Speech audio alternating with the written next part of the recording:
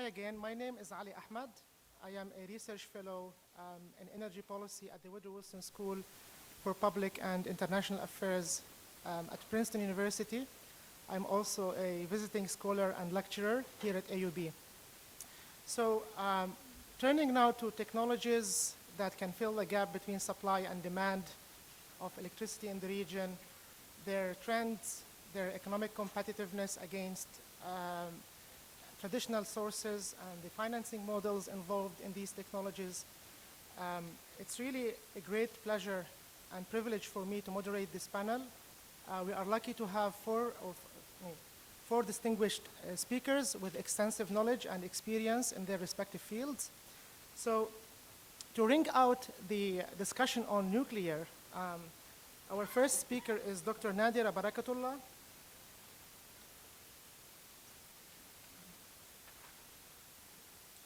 Dr. Nadira is a specialist economist in infrastructure financing and regulated utility industries. She has more than 20 years of experience in applying economic concepts and conducting quantitative analysis while working on projects around the globe. The experience includes advising both governments and major organizations. As Director of Economic Regulation for Regulation and Supervision Bureau, RSB in Abu Dhabi, she advised on various strategic infrastructure projects. Before joining RSB, Dr. Nadira worked for the United Nations International Atomic Energy Agency, IAEA. Dr. Nadira has a master's degree in economics from Carnegie Mellon University in the USA and a PhD in economics from the University of Sydney, Australia. Dr. Nadira, the floor is yours.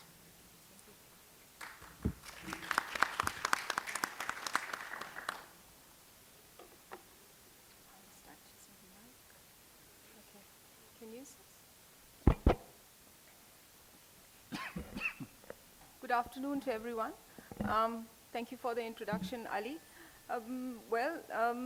What I will say is that I'll actually, you already have heard this morning about nuclear.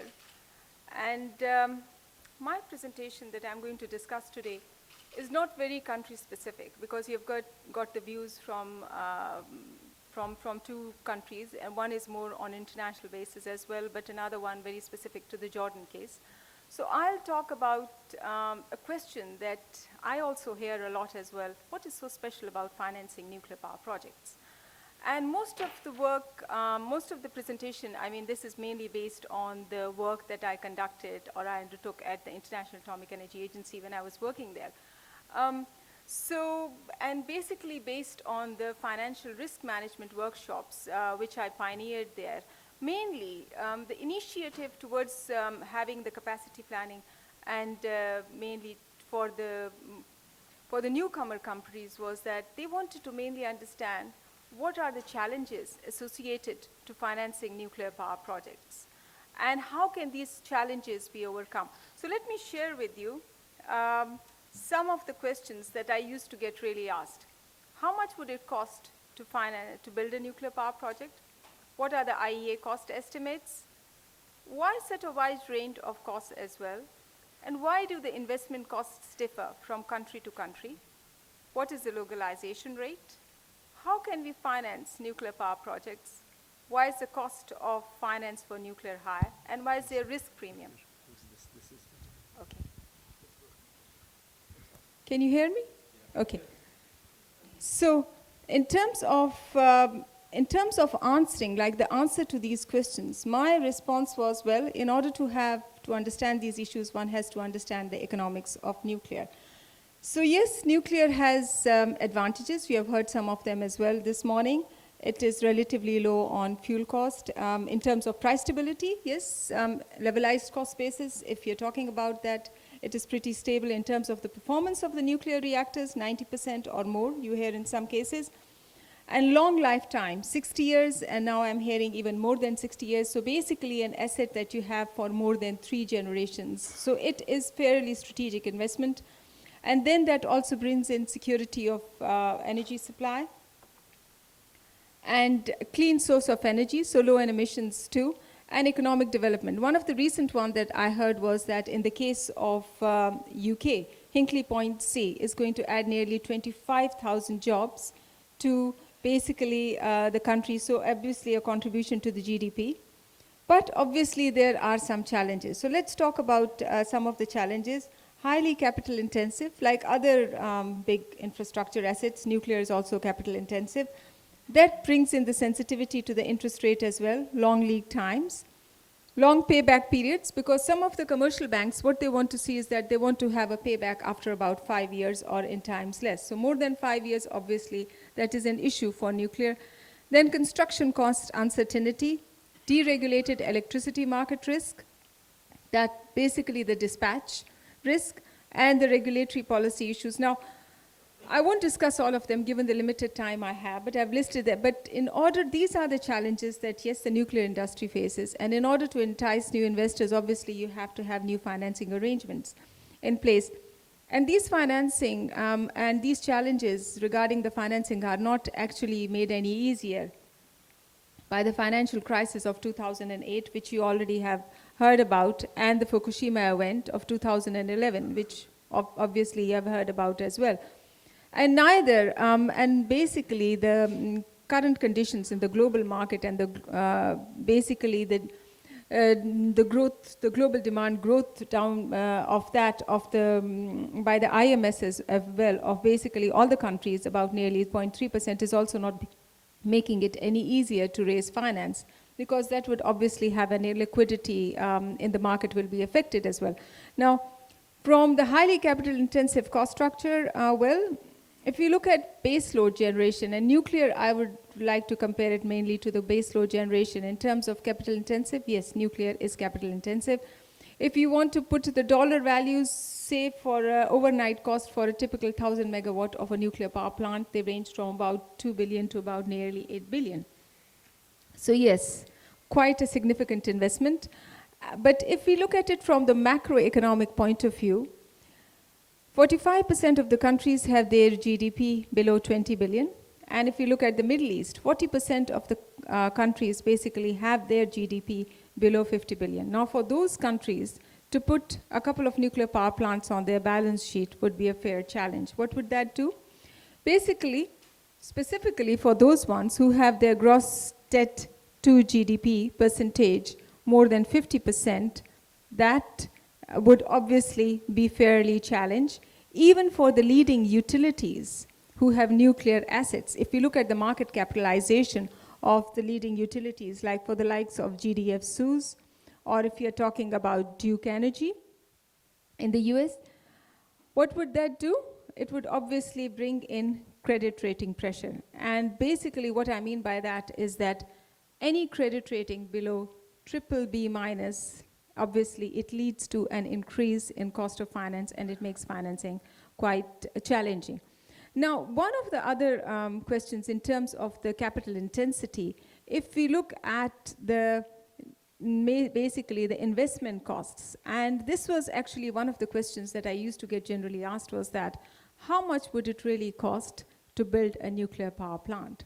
And I used to put up this slide, I mean, and I still do. I mean, there is no one answer. Every project is quite unique. There are quite wide ranges, as you can see, across the different regions. And in terms of, so it's very important to understand what does this entail. And what I have here on the slide are the overnight costs of different plants. And overnight cost basically includes EPC cost, contingency costs, and owner's cost. And in terms of how much basically are, and the wide ranges that you can see over there, it is important to understand that, yes, how much is the owner's content in there and how much is the contingency cost in there, but also one has to understand whether it is a first-of-a-kind plant or not. Because if it's first-of-a-kind plant, then obviously it can add up to about 30% to the overnight cost, plus whether it's on a greenfield site and whether it is on an existing site, that does make a difference. What is the size of the reactor? And obviously all those factors, in fact, the localization content is also another factor that does make a difference. And because you can see that the costs coming out of Asia, and most of these are depictive of the plants that are being constructed in China, have a very high localization content, in some cases about more than 80%. So, or very recently I heard a case of about more than 90%. So that obviously is depictive of lower input costs, which is reflected in the lower overnight cost as well. And from the point of view of one of the highly rated risk, and most of the workshops that I've conducted and most of the sessions that I have had, and even in discussion with the financiers on most of the projects, one of the mostly highly rated risk in the nuclear industry is the construction risk. So why do we really worry about the construction risk? Well, let's first talk about it from the point of view. I mean, I'm an economist. So for us economists, overnight costs, yes, it is very good as a base costs, but we want to know about the time value of money. So when the time value of money comes into play, that's when the interest during construction kicks in. So if we say at 5% and 6-year construction duration, what does that do to the overnight cost? Then if you want to say 10% interest and 6-year construction, obviously that adds a fair increment to the overnight cost. And if we say there is another 2 years delay, 5% and 10%, these obviously add to the overnight cost. And what do we see really across the globe for the nuclear power plants that are under construction? I've got some cases over here for you. You have initial costs, then you have additional costs, and in some cases, fourth addition being added on to that. Plus also, not only that, the news in the media, they don't help either. And you can see what I mean. If you're talking about South Korea, 3 years delay, US as well, Finland as well, France. So these particular instances, they really don't help. And what happens? Credit downgrades by the credit agencies. And some cases, like Moody's, basically, if any particular company, they want to build a nuclear power plant, what they say is that they basically try to give it, before it has been decided, a credit negative. And why does that happen? Because of the construction history. Basically, it is frequent overruns, is what the answer is. When I have asked the credit rating agency, why do they do that? Well, they want to basically see some plants that are constructed on time and within budgets. And we are seeing some success stories that are coming out in the Asia as well, where plants are being constructed in 6 years or in 5 years. And I've got some examples for you over there. And yes, there are other challenges as well. Given the limited time, I'm really not going to talk about these challenges. But one thing I would really like to say is that, yes, large infrastructure assets have their challenges. And the main thing is that, what do we see really around the world? If we look at the current status of the nuclear reactors, there are 441 reactors in operation, most of them in North America and in Europe. And there are 67 reactors which are currently in construction, though most of them are under construction in Asia and Far East, and 50% of those are constructed in China. Not only that, what are the investors looking at? The reactors that are currently under construction? They're looking at full asset utilization as well. In South Korea, a 10-year life extension.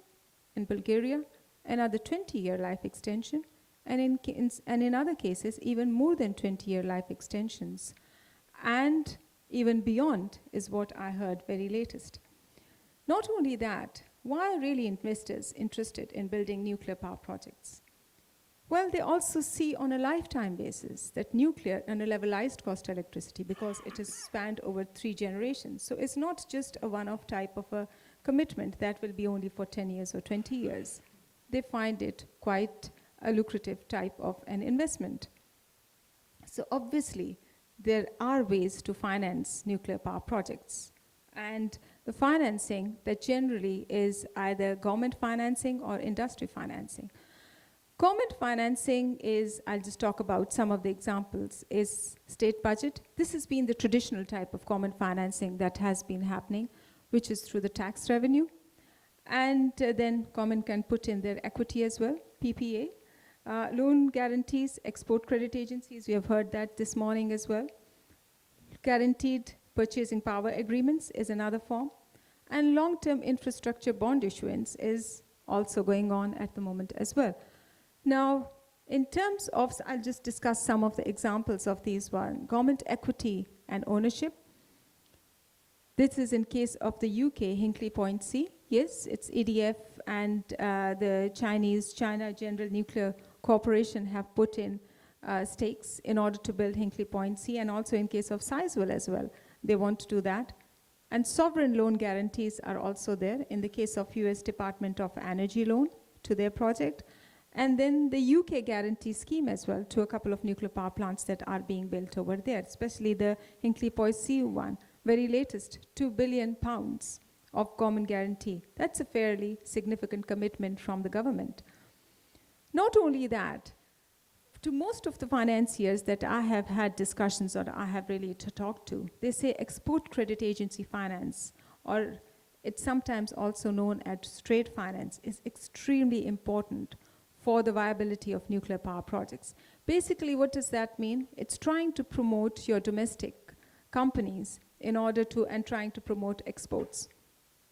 Now, why is it really important was my question as well, is that, well, some of the key features that these export credit agency they provide in terms of financing are very much more comparable to the nuclear asset because it's long-term as well, and very attractive fixed interest rates, high loan amount as 85% of the goods that are being exported, and low total costs, because if the cost of finance is higher, then the total costs will also be lower.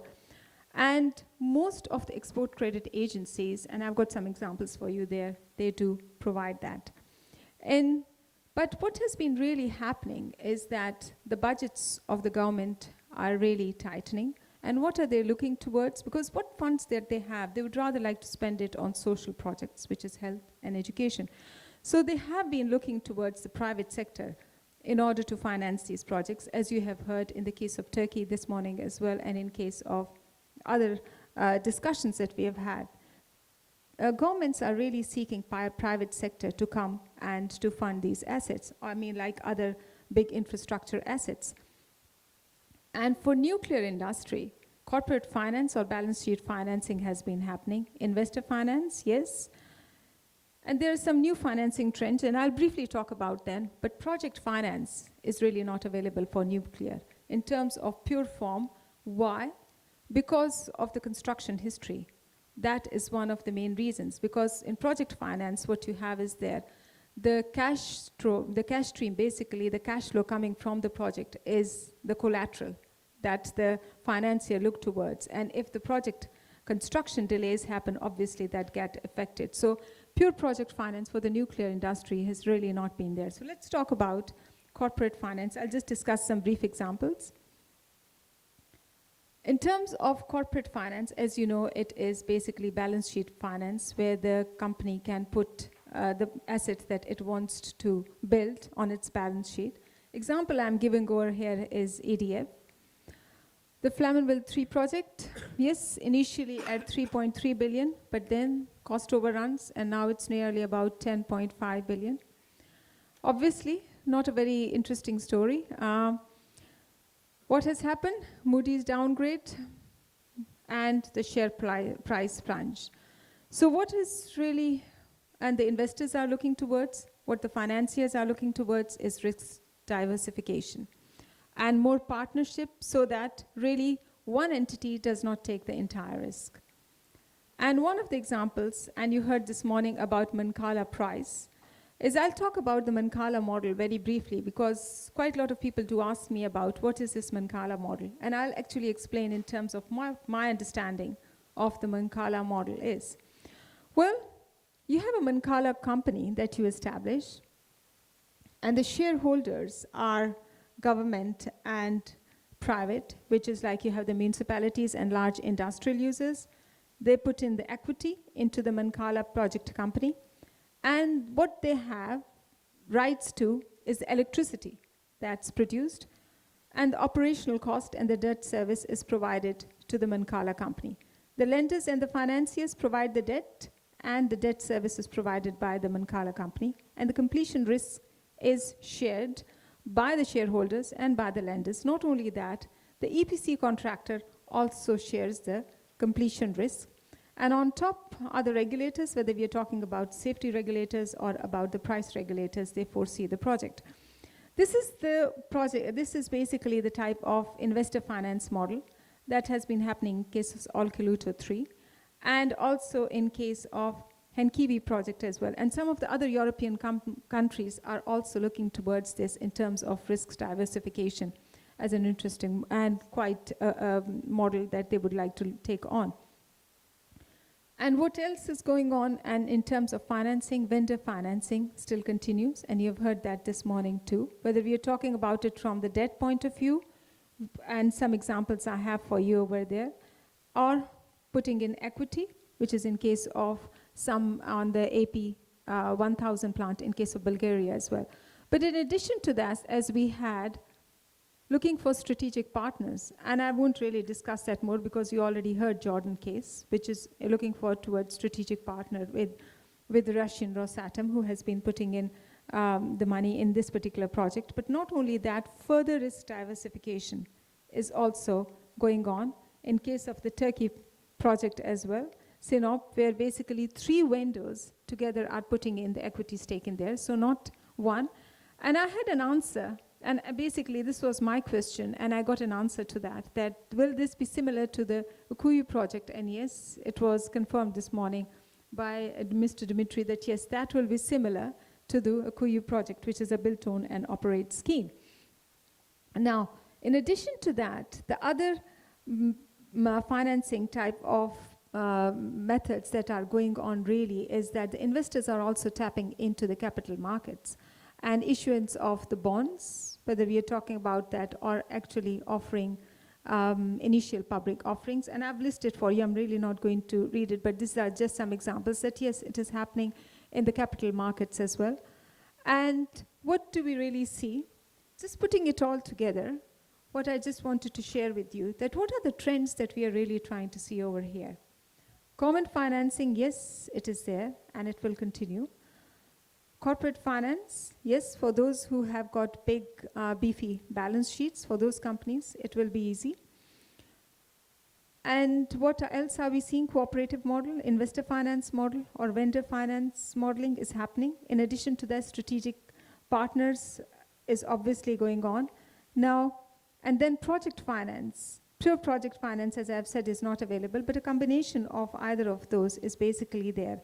But the trend that we are seeing over here, and as you can see over here, on the x-axis I have ownership transferability from public to private, and on the y-axis, risk transferability from the public to private. So that is basically the trend and the in the financing that we are really trying to observe. Now, finally, but yes, government support in all those cases for nuclear has to be there. So in conclusion, what can I say? Yes, government has a critical role to play because it's a fairly long-term commitment. Wide range of overnight costs is quite daunting for new investors. Financing and construction duration key influencing factors to invest, basically to impact the total investment cost. And the Fukushima event obviously has had an impact on increasing the costs as well because of the enhanced safety measures. Then common financing, yes, I say it still dominates, and export credit agency support is very vital. Vendor financing of both, whether it's debt or equity, is very much in demand, and then owners are also tapping into the capital markets. Strict financial regulation, Basel III, will also have an impact on the liquidity in the market. And obviously, basically for large-scale infrastructure assets, whether we are talking about nuclear or other, it will have an impact on that too. Financing of nuclear power plants is challenging, and financing of large infrastructure assets is challenging. And not only for nuclear, I've covered and I've come across this in other infrastructure, large-scale assets as well in term. But yes, new trends are emerging, and it's doable, as you can see from the examples I've shared with you. But in terms of the nuclear industry, what they really want to see and what the financiers really want to see is that for the project finance to happen as well, to be built, more plants built on time and within budget as well, so to have less and less cost overruns. So thank you for your attention.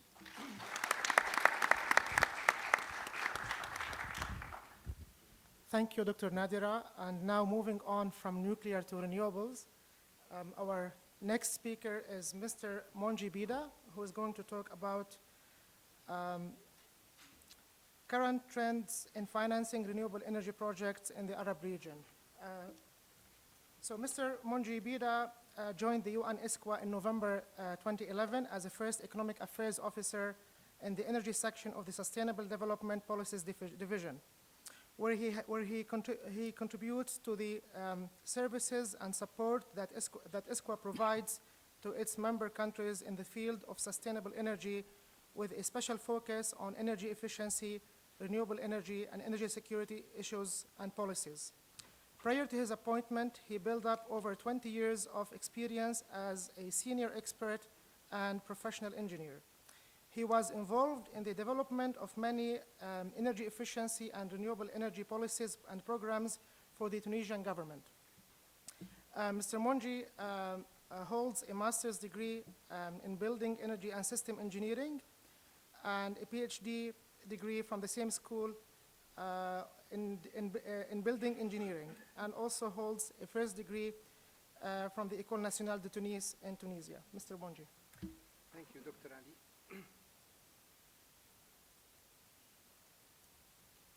Thank you, Dr. Ali. I think, Okay. Thank you, Dr. Ali, and thank you for the invitation to be here. What I'm going to talk about today essentially is the role of policy instruments and the institutional instruments in setting up the trends for financing renewable energy. Renewable energy, the role of government is really central in promoting the investments in renewable energy. And this is done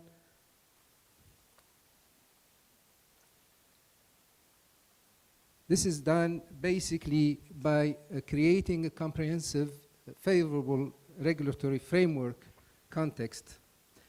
The main axes of this context are clear and well-defined renewable energy targets. So renewable energy has to be a strategic choice for the government, and they have to announce their targets so that they can give the right signals to investors. They need to have policies that guarantee access of renewable energy to the grid, because if you produce electricity from renewable and then you don't have access to the grid to distribute that electricity, then it's no good. They need to have a set of attractive tariff options for electricity from renewable energy, and this in itself can be part of the financing scheme. They need to have a set of policies to promote direct and decentralized use of renewable energy applications for providing energy services, and this aspect is often overlooked, because when we think about renewable energy, we automatically think about generating power and electricity. But there are many energy services that can be provided directly from renewable energy sources, and these are often decentralized, so we need to have the right schemes to promote such systems and programs. And finally, there is a need for a set of financial incentives and schemes for renewable energy projects. So I'm going to introduce the two first items in the beginning, and then move on to talk about the financing of renewable energy.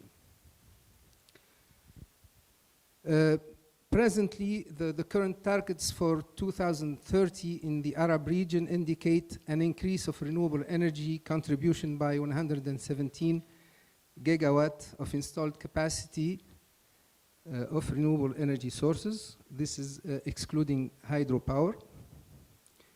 We have 19 Arab states that have announced clear renewable energy targets. And in each country, the range of the share of electricity generation from renewable by 2030 is from 5 to 42%. So we have some countries that have very ambitious programs in terms of renewable energy deployment. And in the last COP21 in Paris, in the intended nationally determined contributions of the different countries, we have 11 Arab countries that included renewable energy as quantitative mitigation targets in their NDCs. So these countries are providing the signals to investors for renewable energy. If we look at the, take a look at the share of technologies of these projected installed capacity, we find that PV represents 37%, CSP 28%, the same as wind, and 5% for biomass and 2% for geothermal. So again, this sets the tone and tells investors what technologies they're going to be going after. Excuse me.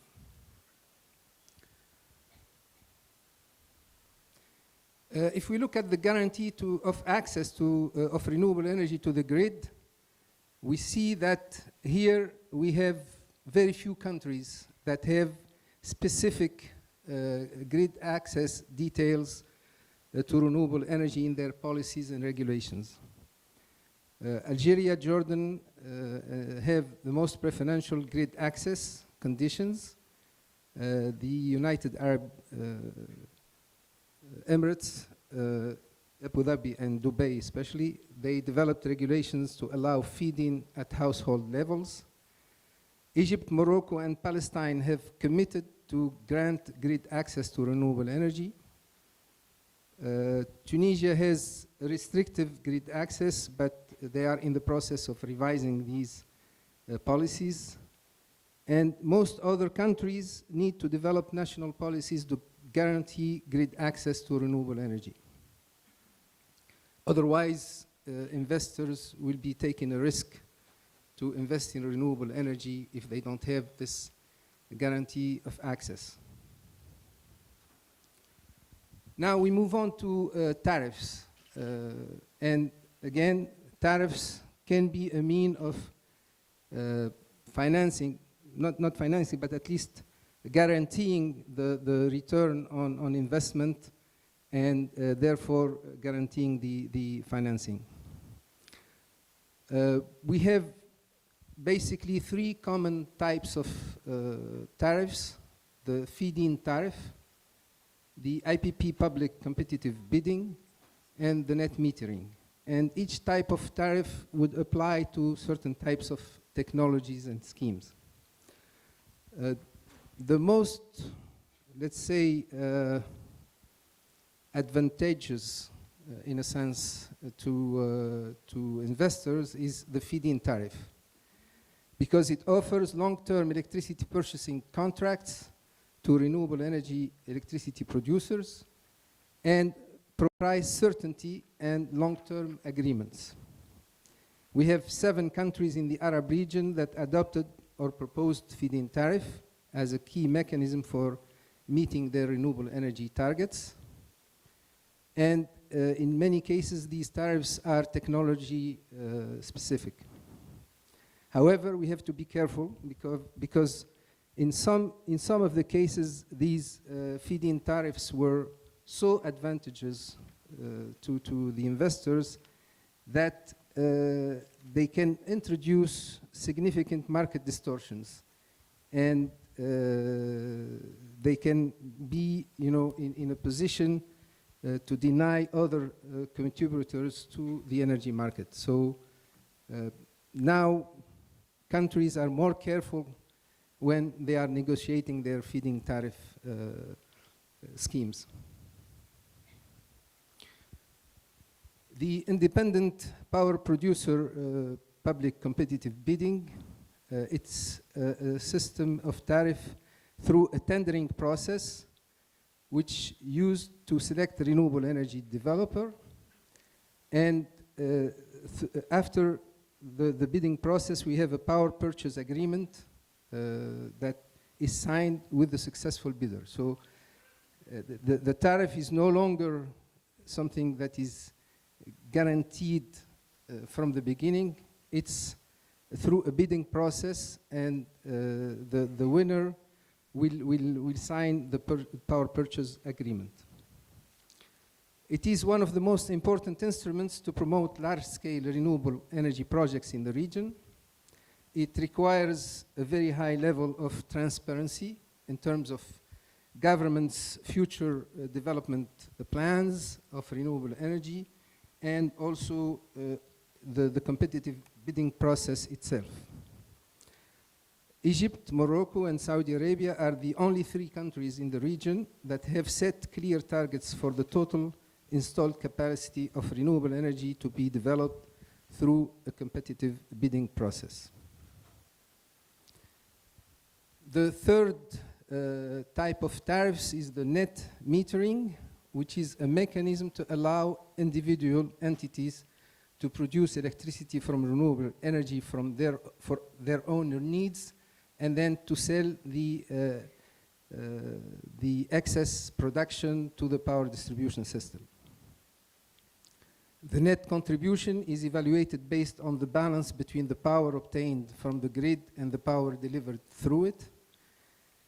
We have 7 Arab countries: Egypt, Jordan, Lebanon, Palestine, Syria, Tunisia, and the Emirates, Dubai in particular, that have developed such arrangements. But only several of them have actually implemented these schemes. And the schemes differ from one country to another. These schemes are important when you are trying to use small-scale renewable energy systems that is largely distributed. And I know that in Lebanon there are some experiences in terms of using this scheme, but I'm not sure if the regulation behind is operational yet. Now we go to the financial incentives and schemes for renewable energy projects, and basically it's through public funding or fiscal privileges. So either or we can give both the allocation of fiscal privileges or tax credit to renewable energy, and the creation of special, sustainable, and dedicated energy public funds to partially subsidize renewable energy projects, either directly and or through the use of special credit lines with reduced or zero interest rates. Like in the case in Lebanon, we have a credit line at zero interest rate to finance renewable energy projects.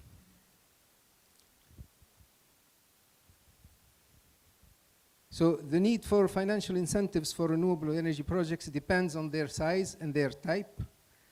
Large-scale renewable energy projects would obey the same financial rules as other infrastructure projects. Developers usually rely on international financing mechanisms and schemes, international green funding, for example. And they may benefit from fiscal privileges to alleviate the local costs of the projects. Medium and small-scale renewable energy projects and renewable energy programs based on large dissemination of small renewable energy systems need financial support and incentives. And we'll see a case of such a case. And also we will see what one of the countries, Morocco, have done in terms of setting up a financing scheme, actually a total institutional scheme to finance their renewable energy projects.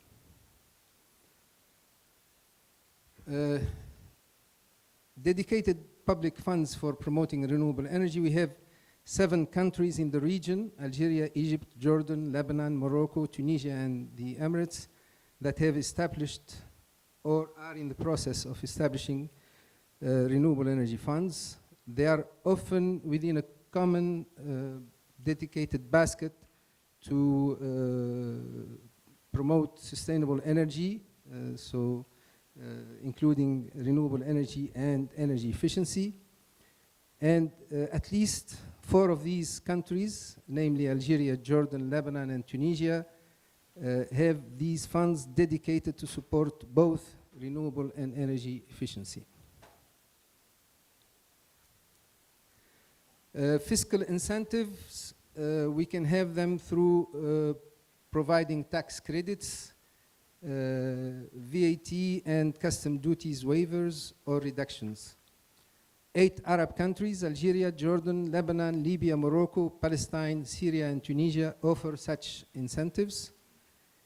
And these incentives are used to encourage renewable energy investments by reducing the overall costs of renewable energy projects. Now, I'm going to finish with 2 examples from the Arab countries. One is for disseminating small-scale renewable energy systems on a large scale. And the other one is for financing large-scale renewable energy systems. First example is from Tunisia, which they basically had 2 nationwide dissemination programs for solar water heaters, ProSol, and for grid-connected PV solar systems, ProSol-ELEC. And the national fund is used in conjunction with international funding to provide a grant that covers 30% of the cost of the system when purchased from accredited suppliers and installers. It provides loans with preferential interest rates to cover the remaining 70% of the cost of the system. So the fund is used to bonify the interest rates of these loans.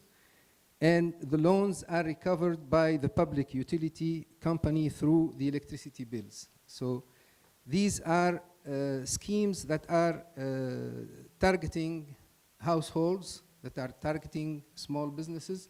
So they provide them with this financial scheme that helps them invest in these systems and use them. The second example is from Morocco. It's based on a public-private partnership to finance large-scale renewable energy projects. And Morocco is one of the countries with the highest ambitions in terms of renewable energy deployment. They are looking for renewable energy contribution of around 40% by 2030. So what they did is they created a specialized public financing company. It's called the Energy Investment Company. And it's mandated to operate in both the investment and development of renewable energy projects and energy efficiency. It operates as an investor, financial leverage, and project co-developer. And then under this, or in conjunction with this energy investment company, they are creating different companies to invest in the projects themselves. So for renewable energy, another company was created. It's called MASEN, the Moroccan Agency for Solar Energy. It's 25% owned by the government of Morocco, ONE, which is the National Utility Company, the Hassan II Fund for Economic and Social Development, and the Energy Investment Company. And MASEN is responsible for feasibility assessment, design, development, and financing of solar projects in Morocco, along with contributing to expertise and research in the solar industry. They designed an innovative financing architecture that allows MASEN to play the role of contract holder in the power purchase agreements with ONE, and the role of an equity partner in the solar power company along with the winning bidders. Also, MASEN acts as a consolidator of concessional loans provided by the Clean Technology Fund, the African Development Bank, the World Bank, and the European Investment Bank. So this setup reduces the cost of capital for the solar power company and lower the overall cost of energy generated from renewable energy. So these two examples sort of set up the trend of the way you can invest in renewable energy and make sure that you end up with projects that are feasible and are contributing to the energy mix of the countries. And thank you.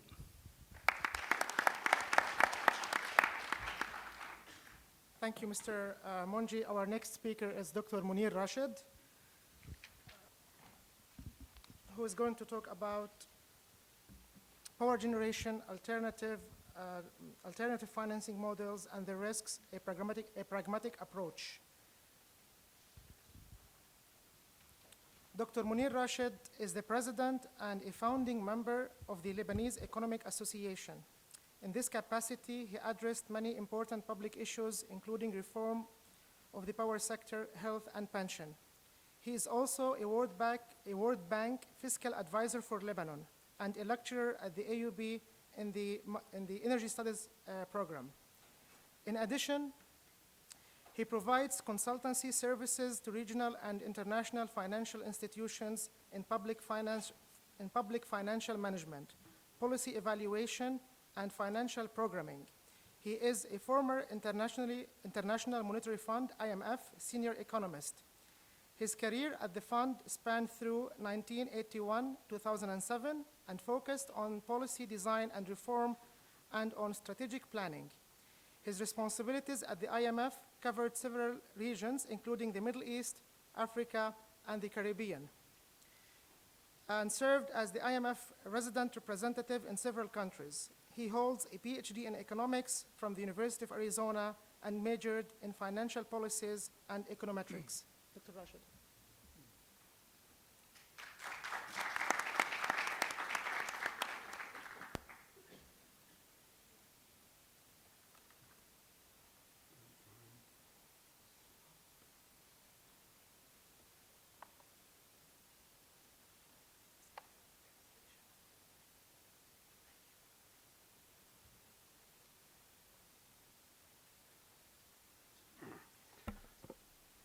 Hello, everyone. Thank you, Dr. Ali, for your introduction, and thank you all for participating in this important workshop. My presentation is on alternative financing. It doesn't address any particular country, although we can make reference in the question and answer section on potential of applying it to countries, including Lebanon. The presentation is pragmatic, has a simple approach. I start with asking the question, if I want to expand power capacity, electricity, what options do I have? Sorry, Dr. Rashid, could you please use the other Speak microphone? with this? Yes, thank you. They are not complaining. Why are you complaining? I am sorry, I apologize. Okay. When they complain and switch. So the question we have, like a government official or even the private sector or citizen, if we want to expand capacity of production, we know that in Lebanon we have a shortage of 1,000 megawatts. What options do we have? So first of all, I start looking at all these available potential means of producing more power.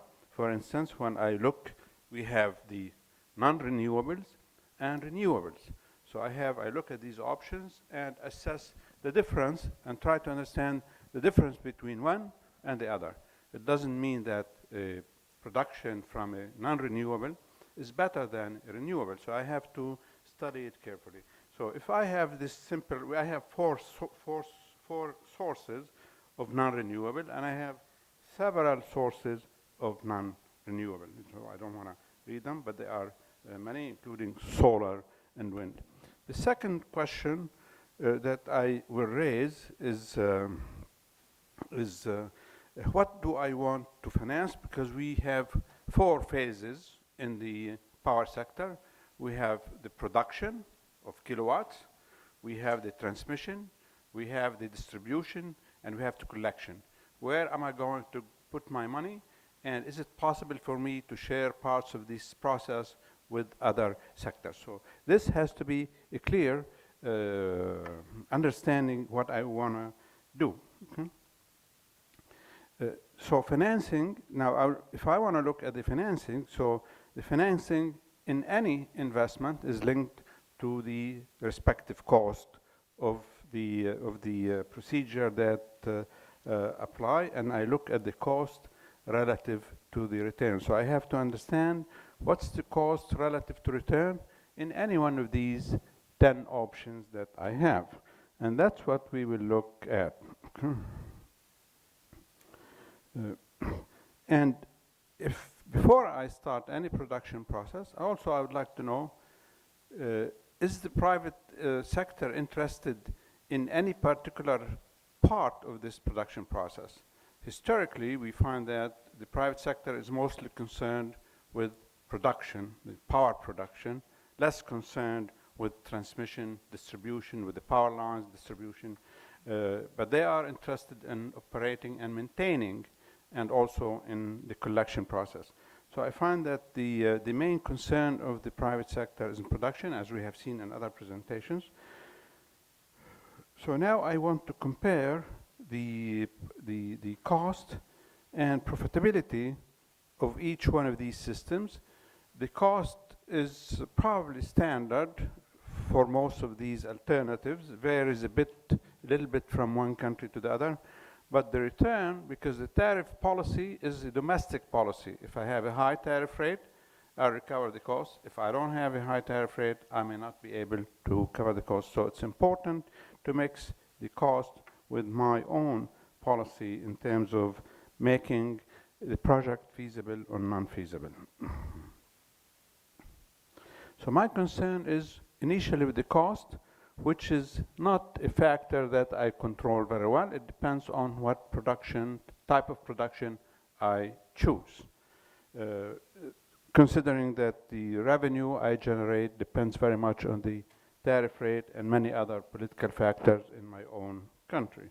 So if I look at the levelized cost of production, we have a simple formula, sum of cost over the lifetime of the plant over some electrical energy produced. So I have to do these calculations and compare all these production alternatives. I looked for some sources instead of producing myself.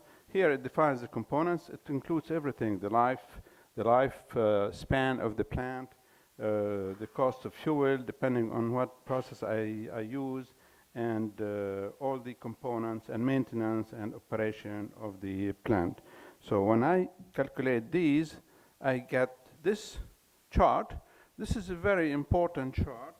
It shows the different costs of each process that I'm using, starting from conventional coal up to the hydroelectric.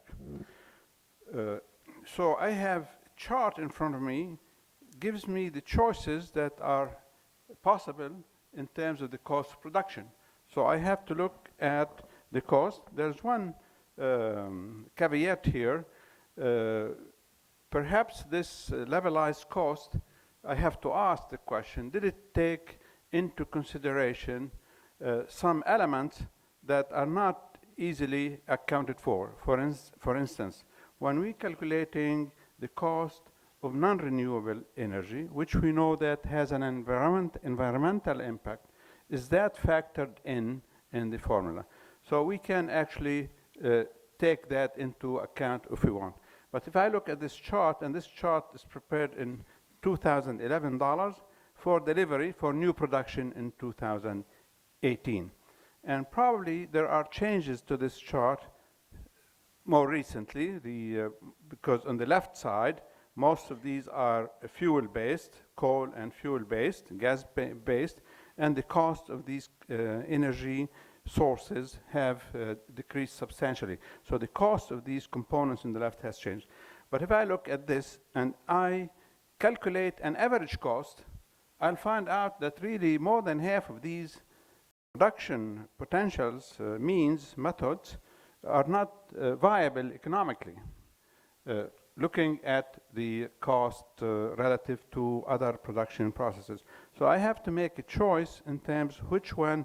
Of course, if I'm inclined to make a decision, I'll choose the one with the lowest cost, taking into account that I'm factoring in, again, the cost of other elements that are not accounted for in terms of dollars, like environment, depletion of some natural resources like fuel.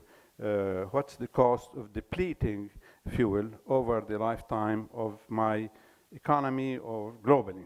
Okay.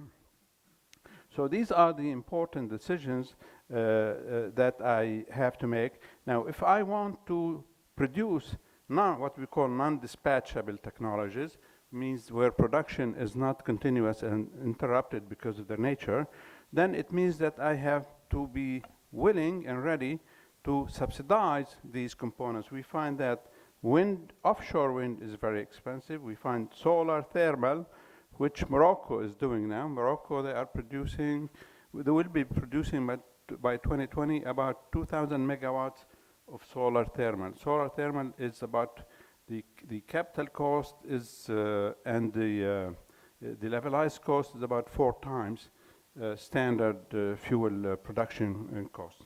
So then I know that my preference will be related, or my decision is not made on purely economic financial viability basis. At least I have the information in front of me. Okay. Okay. Now these are the numbers that reflect the chart. I don't want to go over them. Now I look at if I make a decision on what I want to select, then the second decision is what's the financing source for me. Right? One basic financing source is the government itself. If I want to finance it from my budget, it means it has to be an item in my expenditure, and then I calculate my revenues and estimate my revenues, then I have a deficit, and then I have to finance the deficit. Some of the deficit financing may be earmarked for the plant itself, especially when it's a loan from an international donor or an international aid agency. So I have commercial sources and I have non-commercial sources. So I have to look at the cost and implication of each one of these. This table here and the breakdown of the financing is very important, because for those of you who are more exposed to economic analysis, they will understand what's the meaning and the difference and the magnitude of the impact of each one of these sources. There are lots of research, and many books have written on these topics. Okay? So we have the commercial and non-commercial. I have to assess whether, if I'm looking for non-commercial, first, for instance, the multilateral and the bilateral, one constraint is their availability. They may not be available to me, readily available. I can finance from the central bank. I know the consequences of the central bank, or then I can market treasury bills. Now we know that in commercial sources, the cost for many countries in the MENA region, excluding perhaps the oil-rich countries, the cost is very high. In Lebanon, we borrow dollars at between 6.2 and 6.7 rate of interest 6.2, 6.7, compared to AAA rated security of about 2%. So there's a big difference between the international rates and what we pay ourselves. Okay? Now, there are risks in any type of investment. There are risks. I just want to look at these risks. If I'm borrowing, then I'm going to have a higher debt ratio. My risk rating by rating agency is going to change. If the risk rating by rating agencies changes, it means the cost for me will go up. So I'm financing, for instance, in the case of Lebanon, we were looking at borrowing about close to $4 billion. This is the Basel plan. So this will add to our debt and changes our risk. It means also that when we borrow more and we have a higher risk, there will be a higher cost to the private sector when our interest rates go up. So in addition, we will be, if we borrow as we do in Lebanon, mostly from the commercial domestic market, we will be somewhat crowding out the private sector and raising the rates, the cost of borrowing for the private sector, which will imply a lower growth rate. So the process, what I'm trying to say, that the process of making decision has many implications, and we have to study it thoroughly with all its angles. What seems to be a good project, it may not actually, by taking into account all its implications and factors. Okay? Now, central bank financing is one of the worst. I don't want to go through the detail. You may just look at this PowerPoint presentation later on. Also, concessional financing is good if we can get it, like the World Bank, like regional funds, or bilateral from donors.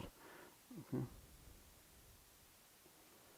Now, all this type of financing, when we said government financing, okay, it's a balance sheet financing. It means that it appears in the books of the government. So I have an option of balance sheet financing, and I have an option of off-balance sheet financing. The off-balance sheet financing, it means I look outside the government. The government is not the financing source. I'm looking at sources outside, and it doesn't generate debt burden for me. My debt will not change, and my risk may not change. The basic broad definition of off-balance sheet financing is private-public partnership. And private-public partnership takes several forms. A common form of it is what we call the BOT and variants of BOT, which is build, operate, and transfer. In any of these forms, the private sector is engaged, but eventually the government has immediately or through the process of production an equity. It means that the government eventually, today, the government did not create debt, but in the future, it has to create debt to buy it back or to buy it through the process itself. These could be complex operations, but feasible and better alternatives than the government doing the projects itself for many reasons, especially in terms of the execution of the product and the design of the plant and the contract and so on. It may not be the case all the time, but this is what has been reported and recorded, that it's another good option. And these are the list of BOT options that the government face. Each one of them has an advantages and disadvantages. So when we make the decision, we have to compare all of these options and decide on one that we consider the best option for us. So the process is a little bit delicate, and we cannot just rush and say, this is what we are going to do, as in some countries it has been the case. There are certain features special features of these build, operate, and transfer. For the time, I'm not going to go through the details of each one of them. And the risk, there's management risk, there's corruption and non-transparency in concession, there's financing risk, there is reform risk, and there is revenue risk. All of these risks are inherent in all of these options that we look at. Another off-balance sheet approach, which Dr. Mongi referred to, and it's very practical and feasible, and many countries are adopting it. It's the independent power production. Independent power production is one form of PPP, private-public partnership. But what does it entail, independent power production? It means that if the government wants a certain capacity, let's say 500 megawatts, they can do tendering, approach international producers, and have a deal on terms. They have to call for international bidding. It has to be open, transparent process. And all they have to do, the government, is in terms of their obligations, is to perhaps secure a location, their preferred location. The company could pay for it as well, and also sign a long-term purchase agreement. The company that will come and invest in power production would need to secure that the country is willing to buy from them over an extended period of time, which normally means the lifespan of the project itself.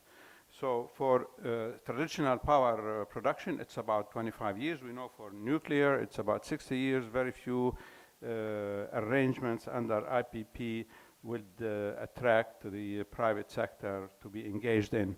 So the IPP process, the government calls for bids.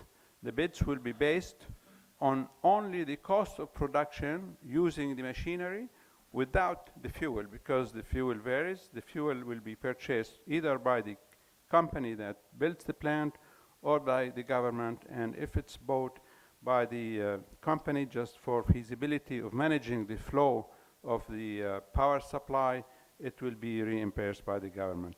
Normally, IPPs offer you a cost that's variable. For first, they have a cost up to break-even point, then they may have actually a lower cost after that. These are, as I said, very popular in many countries. In Africa, they are expanding. In the Western countries, in the States and in Europe, they are prevalent. Most of the production is being acquired by utilities through IPP. Okay? Now, when we do the IPP process, it has a certain approach to be done. We have to do the pre-qualifications. For instance, in the case of Lebanon or Jordan and other countries, we know that very much like in the oil sector, who are the major producers of power? We know it's Siemens with capacity of 500 to 1,000 megawatts. It's Siemens, it's General Electric, Alstom, and other companies of that magnitude. Very much as we do in the oil sector, we call for bids, for interest, and we select those who we think are qualified to be able to produce. The IPP contracts are very much like oil and gas contracts, because we know that in oil and gas, all the input and the investment at the initial stages up to production is undertaken by the company. The company takes a share depending on the formula. Like in Lebanon Hybrid, there's royalties, there are production sharing, and there is taxation. Now, these are the IPP has many advantages, like let's suppose it is in the case for Lebanon. We know that the company is setting up the plant, selecting the staff, transferring technology, training the staff. So there is very little room, reduces the room and the space for untransparency and corruption. We have the last form of engagement that's possible. Also, it's an off-balance sheet financing. It is complete privatization for new capacity or for existing capacity. The government sells the whole process to the private sector, and the government becomes an oversight and regulator of the tariffs that companies charge. Thank you very much. Thank you, Dr. Rashid. Our last, but certainly not least speaker is Mr. Peter Durant, who is going to talk about relevant techno-economic trends for solar PV in the Middle East and North Africa region. Mr. Durant has spent 16 years working in the global energy industry. He spent 10 years at Shell in the UK and other countries where he worked across the oil and gas downstream business in supply management, risk management, oil and CO2 trading, and in the renewable energy sector and future energy strategy. In 2010, Mr. Durant left Shell to focus full-time on clean tech, working with industry, governments, on low-carbon technology, policy, and investments, and with the clean tech startups in renewables and electric vehicles. He joined Saudi Aramco 3 years ago to help develop and deliver Aramco's electricity strategy, particularly in regards to renewable energy. Mr. Durant has a BA in history from Arizona State and MA in international relations from the Brussels School of International Studies and a master's in finance and financial law from SOAS in London. Mr. Peter. Great. Thank you very much. Dr. Rashid, I understand you went to University of Arizona. I hope we can be friends. Yes, as we're arch rivals. Thank you very much. It's a real pleasure to be here, and thank you for the invite. I actually spent part of my undergraduate at the AU in Paris, so I've always wanted to come to AUB. Had a lot of friends and colleagues who've studied here and have always been very impressed. So it's a real pleasure to be here. So today we're going to talk about a few different things. We're primarily going to focus on photovoltaics. We could talk about lots of different technology, but so much attention is given to PV in the region, I figured it's probably worth going through some of the dynamics around technology and economics. But we can also talk a bit in maybe the Q&A about things like CSP and wind trends, but we'll focus on PV for the purposes of this talk. So one of the things that people fundamentally don't understand very often about PV or photovoltaics is the modularity and the scale at which this technology can develop and technology can change. I like to give the example that PV is the world's smallest power plant, something that powers a wristwatch. Utility scale projects, this is here in one of our Aramco offices, a 10.5 megawatt carport project. Rooftop projects in commercial industrial buildings. Rooftops for homes, these systems tend to range anywhere from 1 to 10 kilowatts, depending on where you are in the world. Dual use of infrastructure, that's in Belgium. Utility scale projects are really what I'll talk about primarily today. This is in the Mojave Desert in California. But also another thing worth noting is this is a proven technology. For many people, they think this is new. PV has been around now for about 40 or 50 years. This is a base station in Antarctica. This is the Solar 1 or Solar Impulse 1 or 2 that's now flying around the world. This is the International Space Station. Solar really cut its teeth and was originally invented for use in satellites. You can't combust in space without oxygen. So it was either that or nuclear technology, and most people didn't want a floating nuclear power plant in skies, rather hard to lift. That's the Mars rover. It's on satellites. It's everywhere humans have been and places humans have not been. So it's in Mars, it's on comets, satellites, the moon, you name it. Within the kingdom, within Saudi Arabia, we've actually had PV working for about 35 years. Many people, even within Aramco, are not aware of this, but we had some of our young field engineers go out and find the oldest solar panels we could find in oil and gas operations in the kingdom. We presented those to our CEO and senior vice president a few years ago when myself and a few expats arrived. And because someone had asked the question, well, it won't work in our climate. We hear this a lot. Won't work in our climate, too hot, too dusty, won't last. We pulled out modules made by Exxon in the 1970s that had been deployed for cathodic protection and gas well powering. I think they were installed in 1980, and one of our senior vice presidents remembered installing them as a graduate engineer, so that made him quite happy. Installation trends, one of the things that hasn't been covered today is just how much of this stuff is going in around the world, and how has this changed over time. So we'll talk about the drivers of price and the forecast of price, but what you're looking at here from Bloomberg is a breakdown of how much capacity of which technologies have been invested. Oh, wow, I don't know what's going on the screen.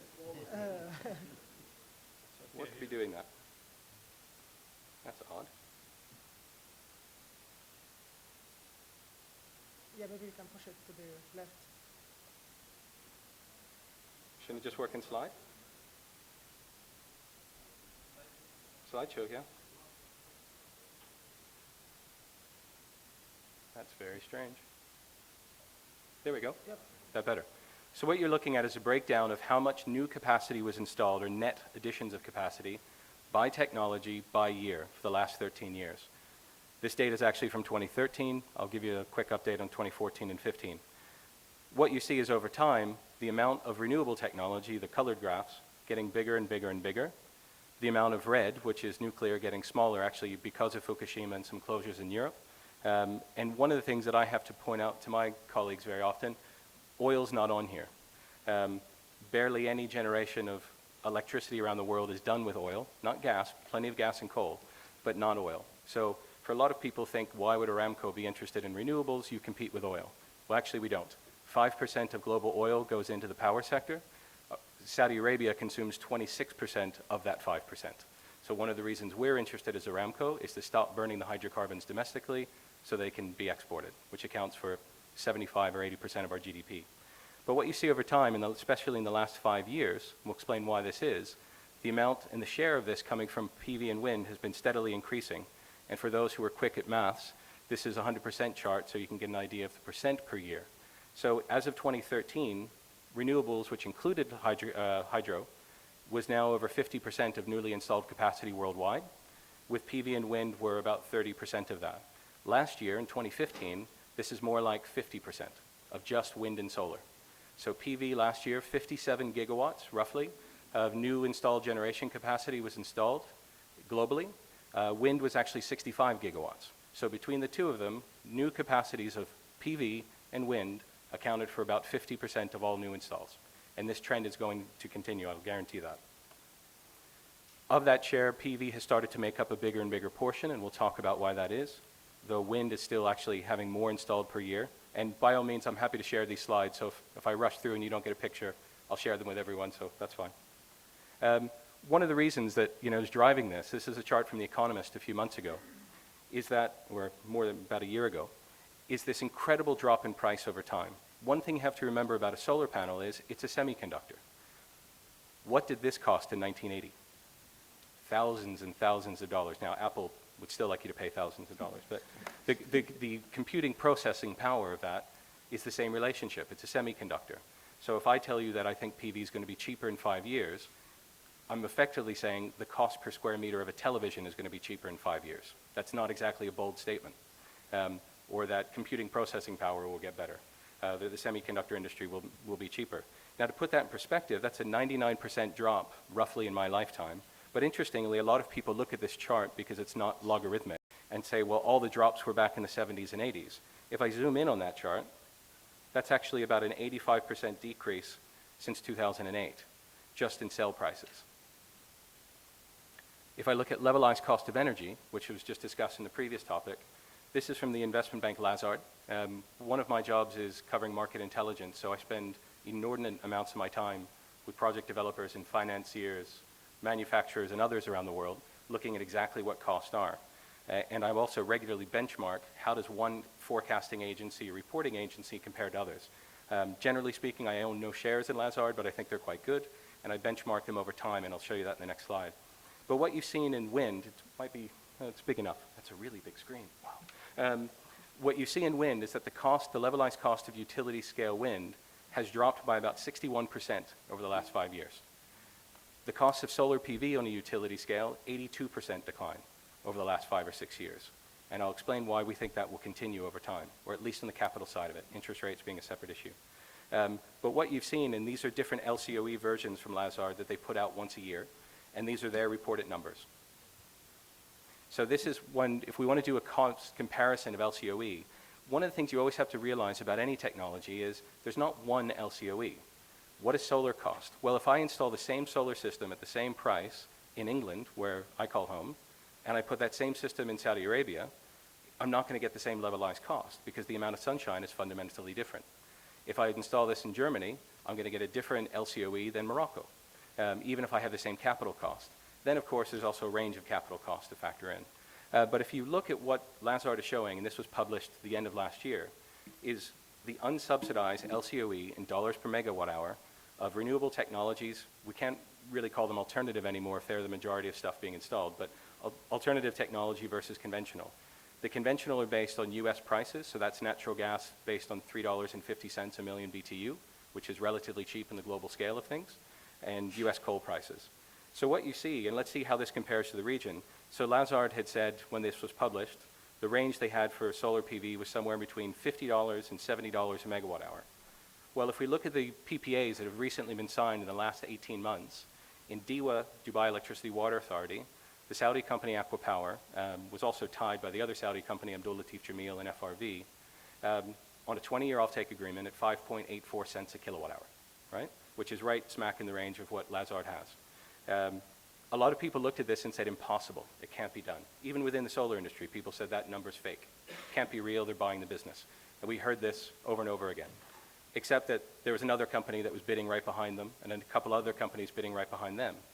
Fast forward 3 months, Jordan announced their PPAs for solar. There were 4 50-megawatt bids, so each of these projects was 1/4 the size of Dubai, in a country with a higher, effectively, risk rate and discount rate for project finance. And you had tariffs of 6.1 to 6.77. Again, pretty competitive rates by almost any measure. If I look at wind, what Lazard would show is that wind costs somewhere between 3.2 cents a kilowatt hour and 7.7 cents a kilowatt hour. That's basically generally based on the North American market, which has a wide range of wind resource. If I look at wind PPAs in the region, in North Africa, or let's start with Egypt. So about a year ago, you had a reverse auction on an IPP PPA tender, where the winning bid was 4.1 cents a kilowatt hour. That was a consortium, I think, with GDF and some Japanese companies. Aquapower, the Saudi company, did bid on that. They came in last at 4.99 cents, and you had 2 or 3 other bidders in between. About, I guess, let's see, 4 weeks ago now, we're the 22nd of January, the announcements of Morocco's recent tender for 850 megawatts of wind were announced. The winning bid was 3.142 cents a kilowatt hour. That's from Siemens. That includes localization of tower manufacture, so the 100-meter high towers, and localization of blade manufacturing, the long 60-meter long blades, are all going to be built there. Now, we also have some other capital numbers not in PPAs for other deals done in the region. You have to understand that we also have non-disclosure agreements with many of these companies, so I'm only telling you what's in the public space, but there are other deals being done in the region at similar numbers. I just can't tell you exactly who and where, lest I violate a confidentiality agreement. What we've seen in the kingdom is that these sorts of prices are certainly indicative of what we would expect, largely because our wind resource is world-class. Many people don't realize that. We don't publicize it, but it is world-class, and obviously we have a lot of sun. Now, interestingly, as we go further north away from the kingdom into the Fertile Crescent, you have maybe not as much sunlight measured in pure radiance, but you have lower temperatures and less dust. So actually a balancing factor is PV, especially crystalline silicon, is a semiconductor. Semiconductors are affected badly by heat. They still work in the heat, but there is a temperature coefficient that as the temperature goes up, output goes down a little bit, right? So more sunshine is a factor that makes the power go up. More heat reduces that increase, but you'll still get more output in the summertime. But for areas further north of the kingdom, or even further north in the kingdom, we would see higher output from solar than we necessarily would in the Central Peninsula. So what's been driving this? And so I mentioned earlier the chart that was non-logarithmic. I'm not an engineer, I only have a BA in history, but you know, I have to make sure that I understand logarithmic charts. So this is a factor of 10 by a factor of 10. And what you're looking at, the reason I pull this chart up, it's actually 5 years old. And most people would say, as I just said, a 5-year-old estimation of cost is not a good thing to use in solar. The reason I bring this up is it's from Emmanuel Sachs at MIT. He took a different approach, and he applied what's called a learning curve, or a learning rate, experience curve. A learning curve simply means what is with every doubling of experience or doubling of capacity, what is the drop in price? Many of you have probably heard of Moore's law about semiconductors and computing processing power. I wish ours was as good as Moore's law, it's not. But that's that it will double in power and halve in price every 18 months. With solar, what we see is a learning curve rate of about 20 to 23%, let's say 18 to 23% over about a 40-year period. So that means with every doubling of capacity over time, the price drops by about 18 to 20-something%. Now, this has held true since the late 1970s, and he looked at this in around 2010 based on 2009 data and said, let me extrapolate, which is always dangerous to do. But he said, let me extrapolate that this learning curve continues. And this was based on the US market. And he said, well, in 2009, we had about 11 gigawatts of solar installed globally. That was the base capacity installed worldwide, cumulative. And he said, if I continue this learning curve rate, by 2015, we'll have over 100 gigawatts. And by 2020, we'd have over 1,000 gigawatts, or roughly 1,000 gigawatts. And the price would drop from somewhere around 21 cents a kilowatt hour to around 7, 8, 9 cents a kilowatt hour in 2015, and as low as maybe 5 cents in 2020. And I remember when this came out because people said he was nuts. Said there's no way, this can't be true, you can't extrapolate forever. But again, back to technology. This isn't a commodity. This isn't even just a scale business, it's also a technology. And technology tends to get cheaper over time. So again, how do we compare to that? The previous prices I showed you, well, as of the end of 2014, we had about 180 gigawatts of installed capacity. So he was pretty close there. In fact, he was conservative. We've just installed another 57 gigawatts this year. The range of estimates for new deployments over the next 5 years per annum range from 70 to 150 a year. So I don't still think that we'll get to 1,000 gigawatts or a terawatt, a new nomenclature, a terawatt of installed capacity by 2020, but I'm quite sure we'll get there by 2025. If we look at prices, as we said in utility prices, we're probably already at his 2020 levels. Same kind of thing. Was that showing up? Oh, sorry, the image is being distorted for some reason. This was taken from the IEA, similar curve that they drew a while ago. What you'll see in this bit that I just circled was actually what I would call a sort of excess margin period. This is when Germany, back in the late 2000s, early 2010s, started their feed-in tariff program. And the uptake was so enormous that it actually distorted the market. There just wasn't enough capacity to manufacture the stuff around the world. So you had a blip in prices that went up a little for silicon, which drove prices up. And then they came right back down as new manufacturing capacity came online. So it was a disjoint of about 18 months to 2 years worth of manufacturing capacity. If I correct for that, and I look at what that learning curve gives me, it's a very similar learning curve to what Professor Sachs said 5 years or 6 years ago. That's where 2015 prices are today. So we're actually on that curve. All estimates are not equal. And this is what I was saying before about benchmarking data sources and time.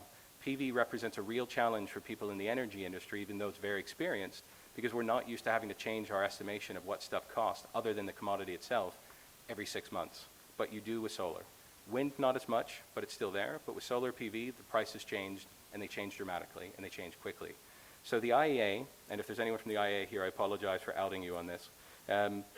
This is a chart that MIT produced recently for what they call the Future of Solar study. What you're seeing are year after year after year after year revisions of what they thought would be installed from solar. Also not the IEA, the EIA is the US Department of Energy. I would never invest my own money on predictions made by either of them, including as an ex-oil trader. So even on the oil markets, I wouldn't do it. But they will tell you that in the fine print in these reports, in the World Energy Outlooks, this is not a forecast. This is not accounting for changes in cost, et cetera, et cetera. And they're totally right from an academic point of view. However, this is not how this analysis gets used. And I deal with that firsthand almost every day of my life at Aramco and in Saudi Arabia, that people treat this as truth, right? They say, well, this is the most definitive outlook for what will be installed. And I've even heard IEA representatives say that in conferences. This is our forecast of what will happen. The fine print will tell you it's not a forecast. So if I show them this, they say it's not a forecast. But if I didn't show them this, they say it's a forecast. The other thing is that if you also look at why they're so wrong, and they have to constantly change, you see the black dots are actual, is the price. This is what they thought the prices would be in 2030 at $4 a watt. Utility scale projects are currently going in at $1 a watt in 2015. That's not in 2009 dollars or whatever, that's nominal. So what we're actually seeing are prices dropping in nominal terms by multiple percents a year.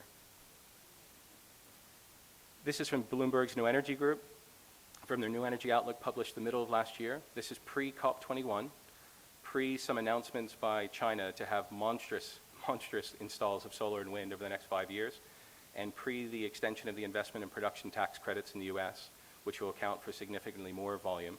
But based on their numbers from before, this is what they think is going to happen by 2040. And this was their moderate scenario. And we generally find Bloomberg to be relatively conservative. So that's one of the reasons that I chose them. But what you're looking at is a 36.5 times or 36.5-fold increase in installed capacity from 2012 to 2040 in their estimates. 7.5 or 7.2 times for wind.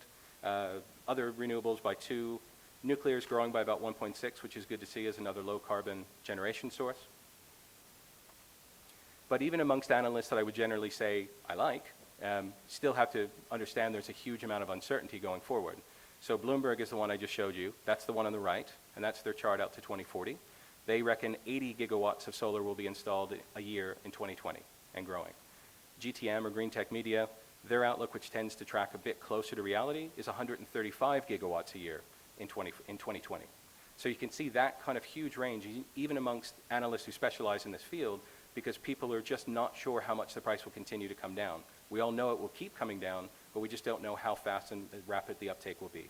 So I'm sticking with a conservative number, but there's a lot of upside risk to this. And if I look at different projections of what people want to come up with, you can see how wide these ranges are.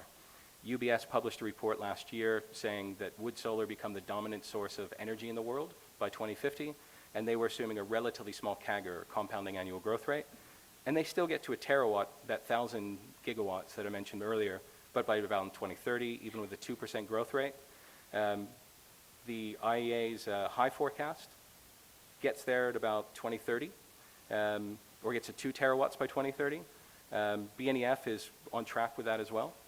Agora Energiewende, and I've linked sources of this in the last slide, so you'll have them if you want them, is based on a high and low scenario. Agora is tracking quite closely as a PV specialist. You know, and they're saying if we continue a 20% growth rate, we get to insane capacity, right? So they're obviously rather bullish, probably more bullish than I would be.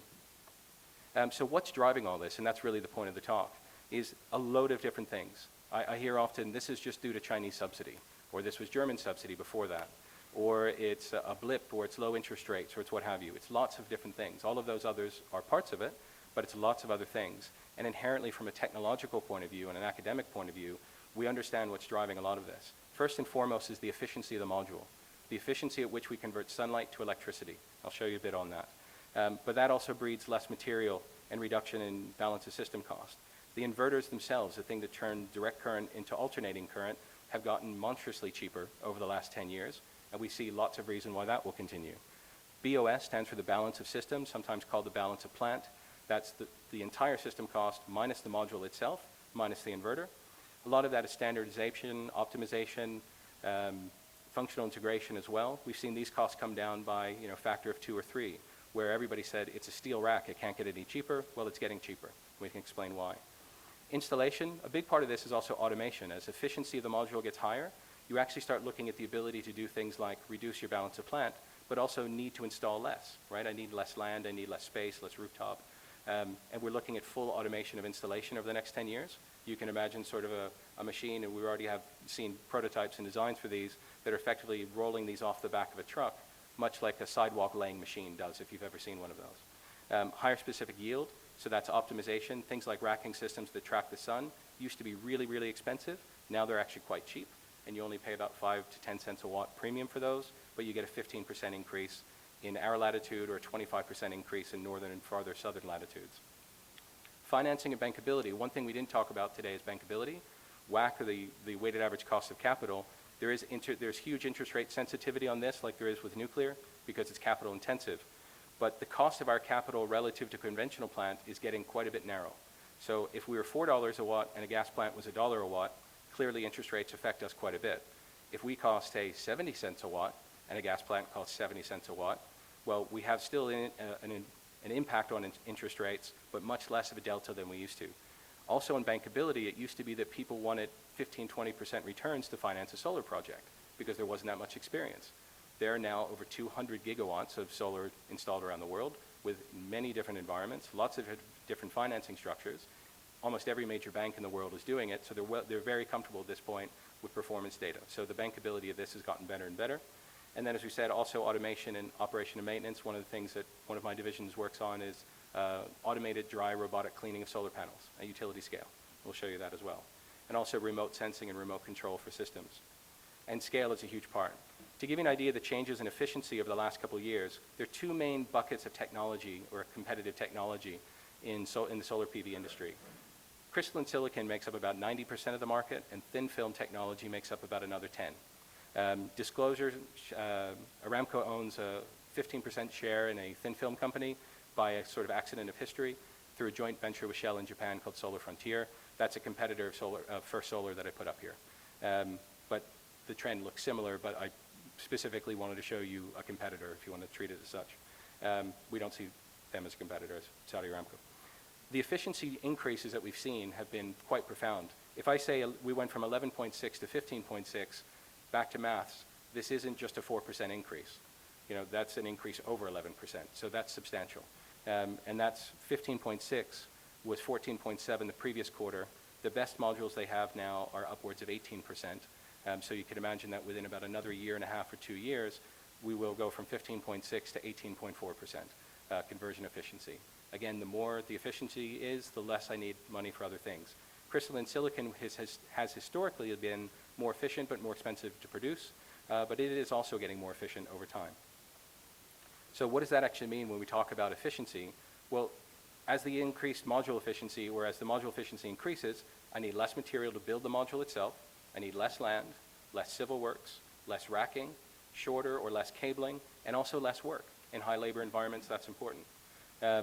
So if we look at, say, inventing a brand new solar cell that is much more efficient, and let's say the cell itself costs 25% more, if nothing else changes, my entire system cost just went down 11%. So for cell manufacturers, they like the high efficiency because they're saying, I can sell a more premium product, but your total system cost declines on the back of it. Now, in reality, you're not actually seeing cell cost increasing, they're still decreasing as well. And as evidence of that, where the investment money is going into, the amount of relatively low efficiency capacity, manufacturing capacity that exists in the world has stayed steady. But if we look at all the expansion since 2011 into 2015, these have all been in high efficiency technologies. So in the mid-2000s and late 2000s to around 2010, China started to dominate this industry. So about 85% of manufacturing was in China. Yep. Was dominating this industry. But since then, what you're starting to see is manufacturing moving to other countries, some to do with trade barriers, but a lot to do with high efficiency modules. The changes in efficiency over time are certainly not leveling out. They did in the 2000s during that bubble, but now what you're seeing is a rapid increase in efficiencies. I'll skip through some of this. Inverters, we mentioned learning curves for solar modules, similar learning curves for inverters. These have dropped by the weight and the material used for a kilowatt has dropped by a factor of 10 in the last 20 years. We'll skip through this. My last slide, I'll just say expect disruption. So all the forecasts that we've shown assume no breakthroughs in technology, no radical thing that we can't already see being done in a lab and marginally improved to be able to make commercial and make bankable. But there are disruptive things in the horizon that could, one might even say likely happen, but not making that as a prediction. What we call third generation PV, things like perovskites that are in labs, which are potentially total game changers for the cost of solar. What would drop it an awful lot. What's called roll-to-roll coating. We're imagined as sort of a paper machine with just spraying paint that prints solar cells. Default building material. People are already actually working on photovoltaic paint. They're working on just material that can be strapped on into the facades of buildings as cladding with no needs to plug and play or to actually wire things up. Cheap storage, a bit of a haram topic if I talk about electric cars, which part of my background is in, but electric storage technology is getting cheaper, and it's on a similar learning curve to PV. If that really does become cheap, you're looking at an addressable market 4 or 5 times bigger. Full automation of installation, as I said, full automation of cleaning, I think we're going to have in the next 2 or 3 years, and then commercial efficiency beyond 30%, where you end up with a fundamentally different cost structure. So what we're looking at over the next decades, this will be the cheapest source of electricity, certainly in the world. I'll leave it at that. The sources that are here, if you want them, I'll send this around with the hyperlinks to some of that research material that's there. Thanks very much. Thank you, Mr. Durant. We are running really, really late, so unfortunately, we will take just a few questions, and I kindly ask that questions and answers to be brief, please.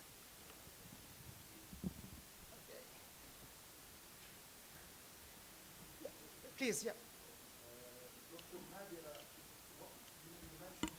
Percent debt to GDP is an important number. Why is it 50%? You will eliminate most of the countries 50% debt to GDP. That number, basically 50%, is the number that I'm talking about from the credit rating agency point of view.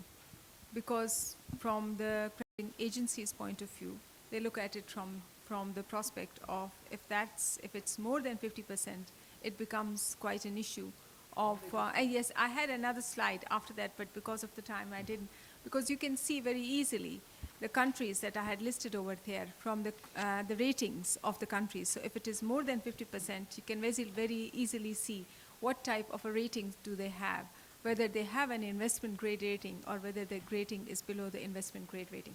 So that's a threshold type of a thing. If it's more than 50%, it gets a bit of a concern. Obviously, those who have 100%, that's obviously quite a big concern, but it gets to the negative outlook then. If it's more than 50%, the rating agency give it a bit of a negative outlook. So You stressed delay in construction. What's the reason for that? Technical? I mean, why there always delay in construction of plant? yeah, I mean, the ones that I listed over there are generally, this has been happening, and the ones that I had in the news media, which were in Korea and France, most of them are first of a kind. As you can see, that rates and that have been discussed in terms of solar. I mean, learning rates are there. Same is the case for first of a kind. If you're building first of a kind, add 30%. There was a very interesting study done by the Chicago University, which said that, okay, if you're building first of a kind, you should add about 30% or up to 30% to that particular technology. I'm not only talking about nuclear, but that particular technology was there, that study was on nuclear. So yes, but if you're talking any technology, I mean, from the point of view, if you're specifically like solar, how much has the costs been reduced because of solar being built? I mean, initially it used to be unthinkable about, the cost used to be a levelized cost basis. You couldn't even discuss it. But now, yes, that's the factor. Same is the case for nuclear. The ones that are known technology and some of the ones that the Russians are building, VVR that have been, and the ones in China, that's why I said the cost are 22,000, I think 22,000 per kilowatt. I think we are already 20 minutes late. My name is Simon Aime. I am professor of economics at the American University of Beirut. It's my pleasure to chair and moderate this afternoon session, which is going to be a bit different from the two morning sessions. In the first one, we dealt with the regional outlook and country perspectives, whereas in the second, it was about different models of financing, the trend that exists in financing in the energy sector, and how these models should be adopted to the new trends in that sector. In this afternoon session, which is the last one, we'll have a closer look at investors in that sector, how they interact. We're going to have three distinguished speakers with on-hand experience from the market. They will give us their own perspective in the energy sector. The first presentation is going to be by Dr. Mansour Durrani, who is the Senior Vice President and Head of Project Finance in the National Commercial Bank. Dr. Durrani is the Senior Vice President and Head of Project Finance. He joined the bank, National Commercial Bank, in 2005 and built the project finance business from scratch. In his current role, he led business/financial due diligence and Islamic structuring across a range of core infrastructure sectors like petrochemicals, water and power, oil and gas, metals and mining, roads and ports, among others. The list of these projects is long, worth more than USD 100 billion.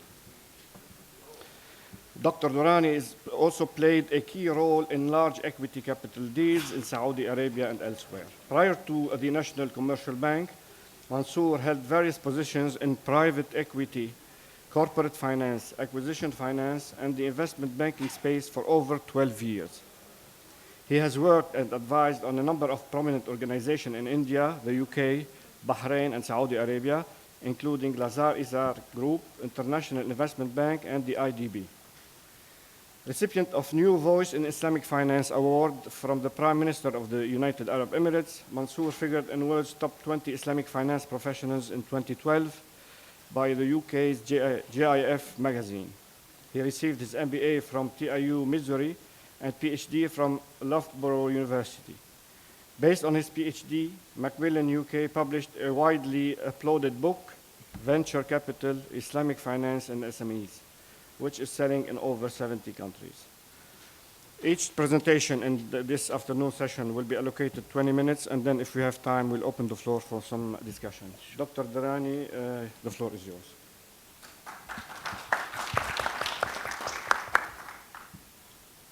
First of all, I'd like to thank Dr. Nasreen and Dr.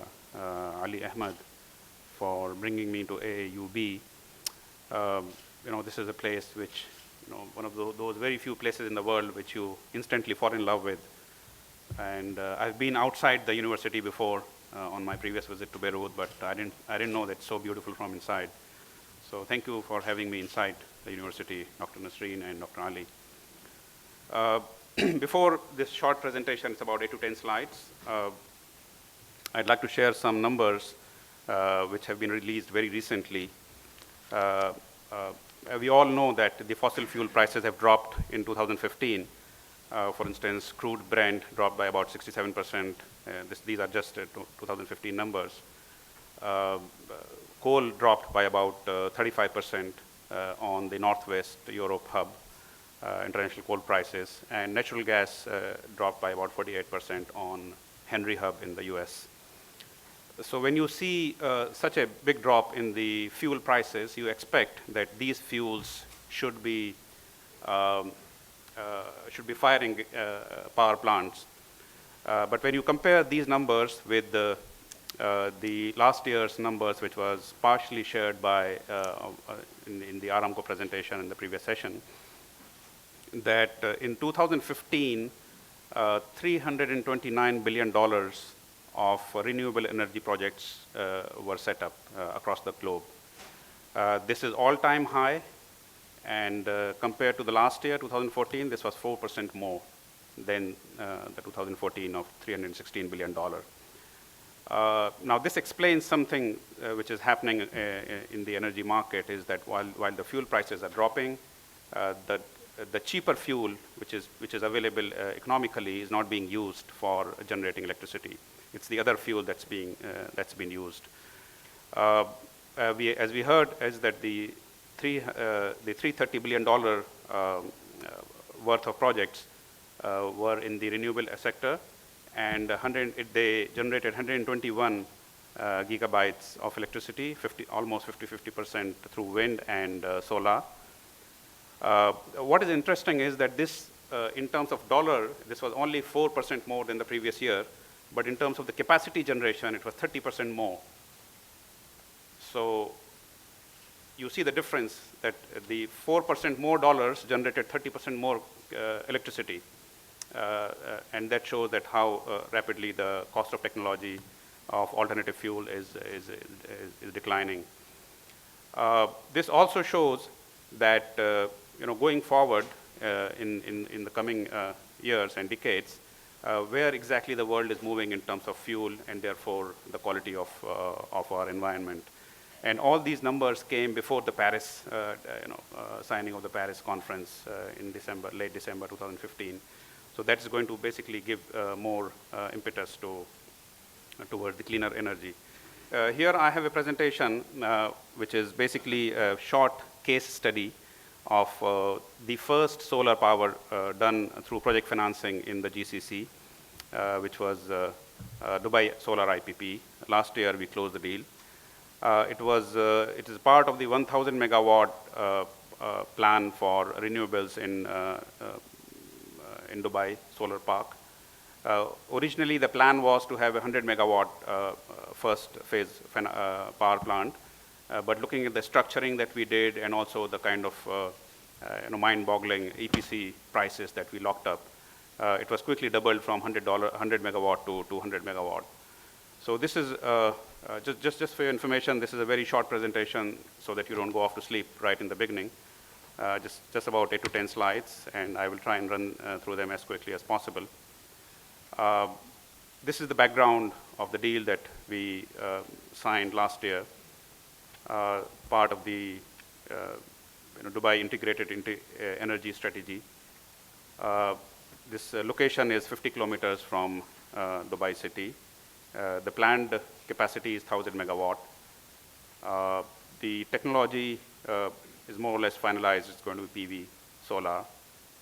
And of course, it has its own positive environmental impact. I think in terms of technical details, probably I'm the least qualified in this room to discuss about the technology, so I'll skip this slide and also this slide. Am I audible? Am I loud and clear? Okay. Now, when you attract private financing for a long tenor transaction, the most important document for raising long-term financing is the power purchase agreement. This is the centerpiece of any private sector financing for power projects. This is a well-established template that has been used for fossil fuel-based power plants in the region and elsewhere. For Dubai Solar, it was a 25-year power purchase agreement, which covered the off-takers, which is DEWA, Dubai Electricity and Water Authority's obligations towards the developer. It covered the payment terms. It covered the performances that the plant has to meet in line with the requirement of DEWA. And it covered the security aspects, which are very, very critical for bankers like us to commit a long tenor, 20-year plus financing. The most important thing that you will notice in the last block is that there are termination claims. In a termination event, almost the entire debt is covered by the off-taker, which is a government utility. And that gives a lot of comfort and a lot of confidence for bankers like us to sign up for long tenor deals.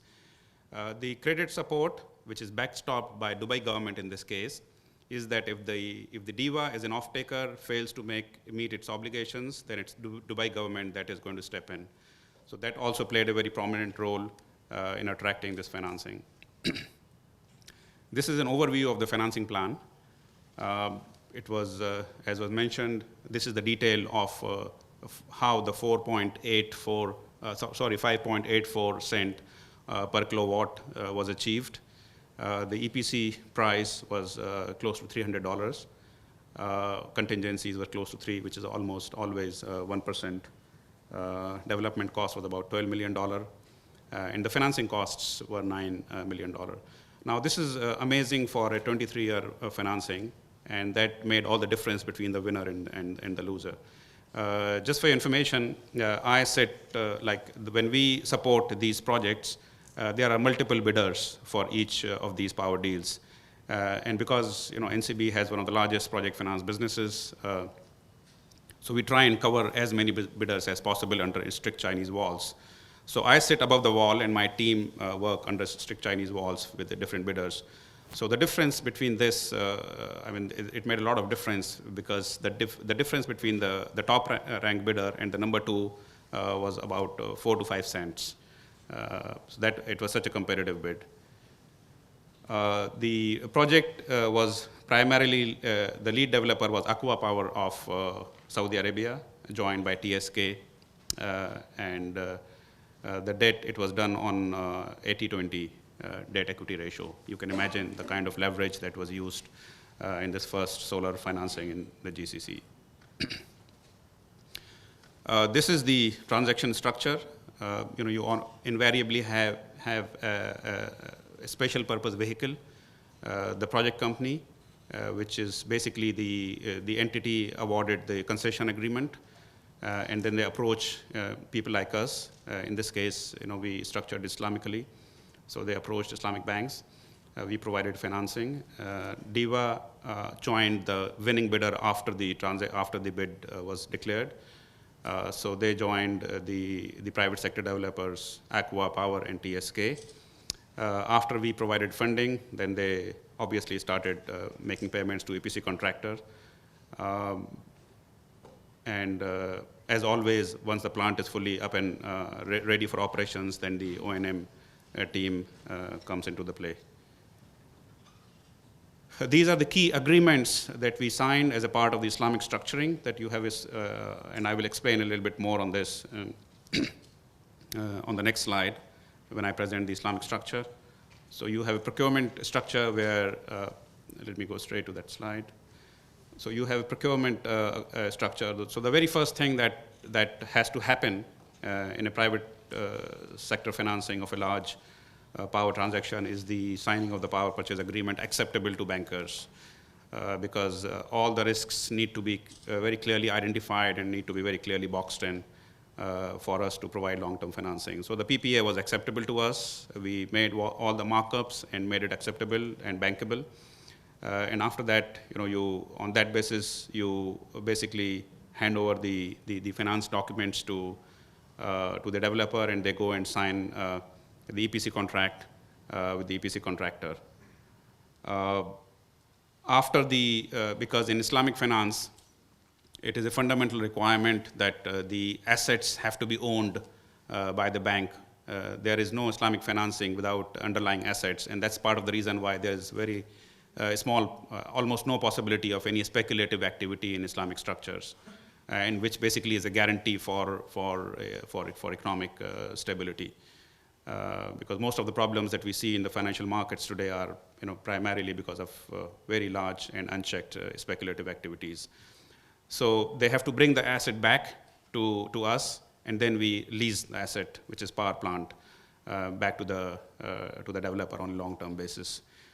This is how the Islamic structuring was achieved. There are some side agreements where the developer, as a lessee, is also responsible for the maintenance of the plant over the life of the PPA tenor.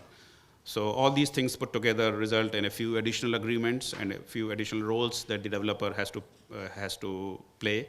First, he has to play the role of a developer, of EPC contractor, by giving EPC contract to the actual contractor. But as far as the banks are concerned, they are responsible for completing the project and bringing the fully completed project back to the bank. And then we lease the project back to them. So these are very important documents. This relationship is extremely important between the grantor and the project company. And this is also equally important because there are payment undertakings which are DEWA's obligations primarily, but they are backstopped by the Dubai government. A little bit more detail. So project company enters into a build, operate, and build, own, and operate agreement with DEWA.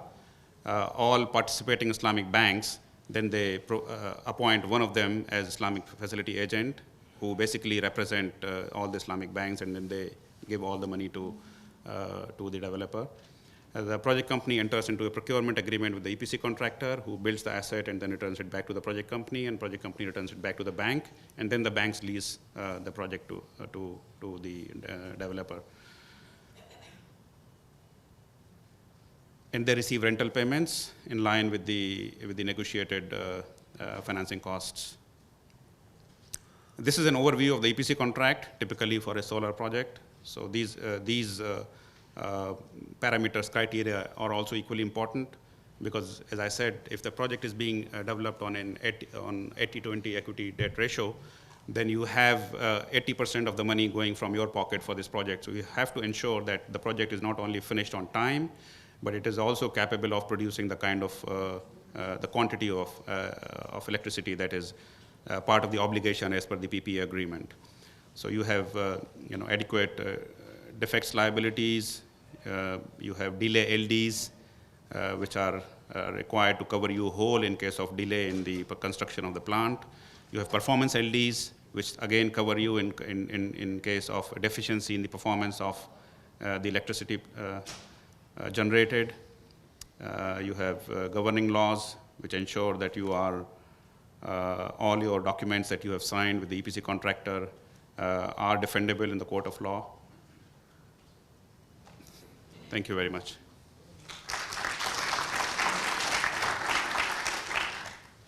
Thank you, Dr. Durrani. No doubt Islamic financing will be playing a much more prominent role in the financing of new investment projects in the Middle East. I mean, that aside from the traditional financing that comes from usual commercial banks. The next presentation will take a country perspective and will look more at the Egyptian experience in investment. And our next speaker is Engineer Sharif Magdi Al-Gabali. He's a mechanical engineer with an international MBA from the IE Business School in Madrid. Sharif has accumulated a wealth of experience in green and brownfield projects, as well as in-depth understanding of a wide range of industries. Early in his career, Sharif worked with Polyserve Group, an integrated fertilizer and chemical group specialized in the manufacturing division, where he was responsible for managing procurement and construction activities. He later co-founded an industrial construction firm and waste management firm. Developing international contracting business across the region has involved Sharif in major industrial projects across a breadth of sectors, mainly energy, petrochemical, and power. As a member of several business and industrial organizations, Sharif has established bilateral and multilateral agreements with international industrial associations working to reform energy and industrial policy in Egypt. The title of his presentation is The Future of Energy Investment in Egypt. Mr. Engineer Al-Gabali, the floor is yours. You have 20 minutes. Thank you.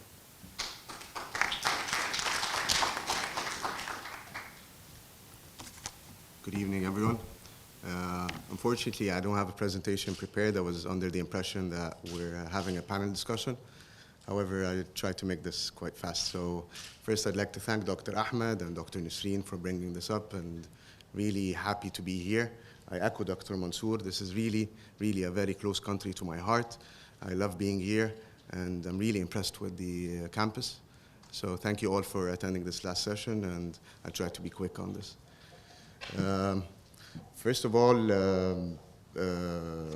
a background of myself. I've witnessed Egypt before the revolution, where we were growing 8%, 7-8% on GDP level. We had many infrastructure projects on ground.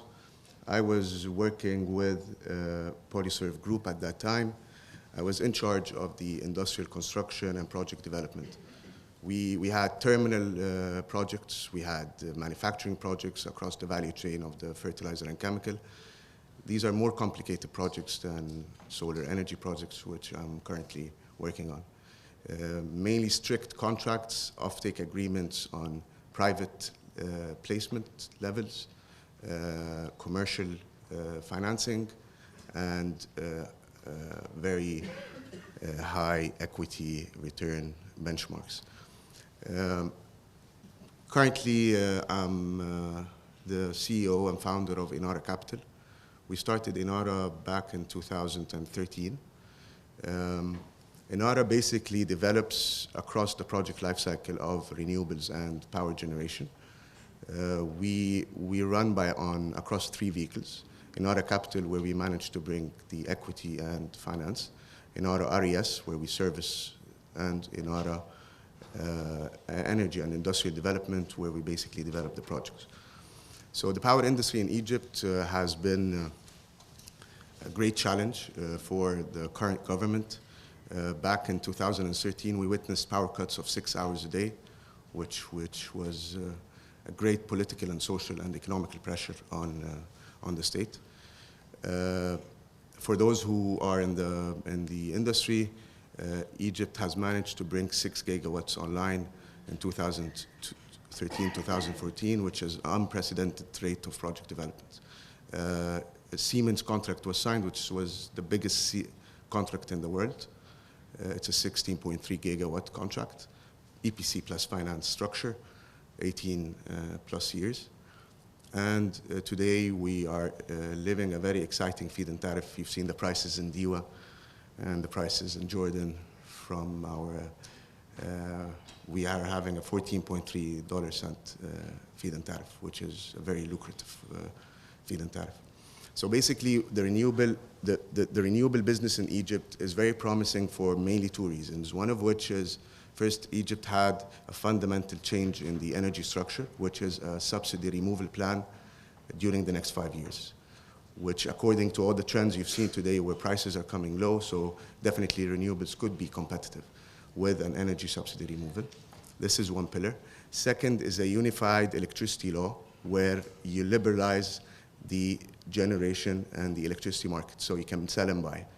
So we're based on four main schemes today on the renewables. We have the FIT scheme, which I'll elaborate further on. And we have a merchant scheme where you sell and buy. And then you have a bidding process scheme. And you have an EPC plus finance scheme. Between brackets, it's more of government schemes, bilateral schemes. So the FIT scheme, it was announced in October 2014, a 4 gigawatt plan. Ends at October 2016, so October this year. There were international developers were invited to qualify. We received around 10 gigawatts of applications from everywhere in the world. Today, we have around 67 developers between international, regional, and local developers qualified to lock these tariffs. The tariff is structured differently than most places in the world, so on the utility scale, you have a higher tariff, because at that time, Egypt was desperate for generation of electricity. So basically, it's a descending tariff with high megawatts. You get a higher tariff. The tariff I'm working on, we are developing ourselves 100 megawatts. We are working with, unfortunately, today Sun Edison, which I believe in, but I don't know if you guys are following the market. Sun Edison is really living a turbulent time now, but they are yet the biggest global developer in the world. And we're working with the Chinese EPC contractor named Tibia. So we are basically developing two 50 megawatt projects. So the environment now is that you only have DFIs who finance these projects.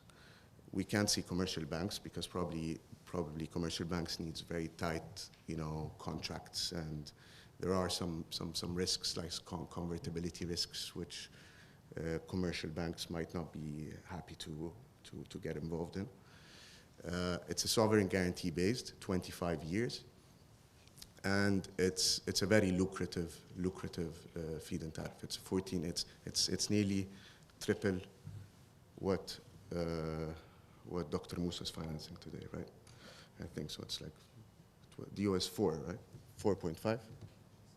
4. DIWA. Yes. Yeah. Yeah. 5.8. Yeah. So definitely this is a very high tariff, but unfortunately we have financing gap, even though it's a very high tariff. We see the likes of the DFIs of IFC, EBRD, EIB, FMO, Proparco, AFD. These are the main DFI players in the market. So they can cover around 1.5 gigawatts of the 2 gigawatts. So the challenge today is bringing finance to the market. The challenge today is having more commercial banks involved in these finance. What I believe is these DFIs will lead currently this FIT scheme, and then commercial banks will build confidence following that. What I believe as well is that because of what the turbulent times we had 4 years ago, there has been a lot of pressure on the foreign currency. So this is our main obstacle today. So we're seeing more investments coming in, reaching the targets of the 4, 5, 6% of GDP growth during the next coming years. Definitely we'll see more financing, and this is what we need to see. Today what we see in the global markets, like what's happening in China, probably China needs to diversify their strategy for more investments outside of China rather than inside China. I've been traveling extensively the last month, so maybe I have had very few, less sleep. I barely can see you now, but anyway, China is really coming to the region. We see they have pledged around 2 days ago. They have pledged $110 billion of investments in Egypt, and we see a lot of Asian finances coming to the region. So hopefully next year, if we meet here, so we'll have our 4 gigawatts up and running. I hope this presentation is short, and see you all after a while. Thanks. Thank you, Mr. Sharif, for quite an interesting perspective. We next move to the third and last presentation in today's workshop. The third speaker is Mr. Tariq Zabian. He is the Director of Communication and Research at the Capital Markets Authority in Lebanon. This is an independent financial regulator chaired by the Governor of the Central Bank. Prior to his appointment, he was Deputy Chief of the Payment Systems Department at the Central Bank, where he worked with a team of experts on developing the payment system infrastructure for the banking sector in Lebanon. Tariq is a member of several NGOs and the co-founder of the National Civil Society Parliamentary Liaison Unit, a project sponsored and funded by the United Nations Democratic Fund. Mr. Zabian is currently a board member of the National Civic Campaign for the Enforcement of Law 174. He is also the president of the London School of Economics Lebanon Alumni Chapter and the founder of CEP Debate Forum, a social, economic, and political debate forum that aims to raise awareness and engage policymakers on issues that matter. Mr. Zabian holds an MSc in Public Management and Governance from the London School of Economics. He obtained his degree in 2009 and a BA from the American University of Beirut in 2005. He is also an awardee of the Mohammed bin Rashid Al Maktoum Foundation Merit-Based Scholarship in 2008. The title of today's presentation is Promoting Distributed Power Generation through Social Entrepreneurship and Innovative Financing Schemes. Mr. Tariq, the floor is yours. You have 20 minutes.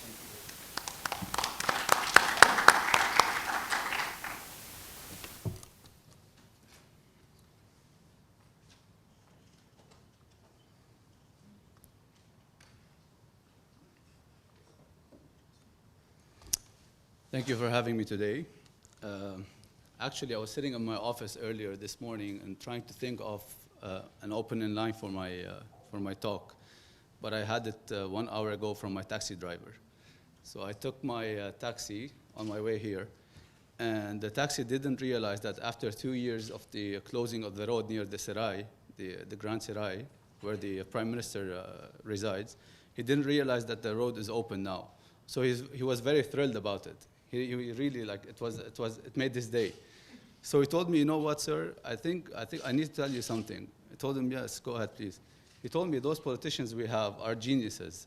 Even now, when we have our basic, simple rights, we are thrilled about it. And he is right.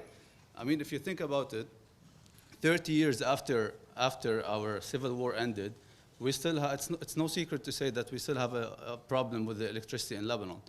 Every household barely has 4 hours of electricity from the government, and the rest he would have to finance it out of his own pocket. I'm not going to tell you why. I think we all know why. It's the same reason why we're still living in a crisis of waste management for the past 7 months. So this is how the politics in Lebanon goes. What we're trying to do now, and what I'm trying to propose, is actually a very simple project that can help in, well, creating a sort of thinking about the solution of the electricity crisis in Lebanon. Our project is called Munira. For those of you who don't know Arabic, Munira comes from the word nur, which is light. So it's a source of light, basically. I'm going to start talking about why do we need Munira, and later I'm going to talk about what is Munira, and afterwards we can discuss the details of our project in details. So basically, power generation plants and distribution infrastructures in Lebanon are old, they're badly maintained, and they are using the wrong fuel. If you look at the map here, you can see that many of the installed power plants available are barely operating on the capacities they were built for. If you look at them, most of them are operating around 60 to 70%. And this is a big problem because the total installed capacity in Lebanon is about 2,038 megawatts. And basically what we can offer to the citizen is a gap of 500 megawatts on a yearly basis. So Lebanon's power sector is a victim of the chronic political impasse and affects every Lebanese citizen. If you look here at this graph, you can easily see why Munira is going to be a very important project. Our peak demand in Lebanon is almost 2,500 megawatts needed. Basically, what we have is an installed capacity, a maximum installed capacity of 2,038 megawatts. But this installed capacity lacks because the power plants are old, as we said, and they are using the wrong fuel composition. And even this, the efficiency of those power plants, because of their old, is very low. So if you consider the GE plant, for example, it's commissioned in 1970. It now operates at 60% below their design values, with the fuel consumption per unit of electricity produced being 20 to 30% higher than the design value. On the long term, if you extrapolate the growth in demand for electricity in Lebanon, by 2020, our demand is going to be almost around 3,250 megawatts. Today, our capacity is around 1,500. So the gap is going to be more than 50%.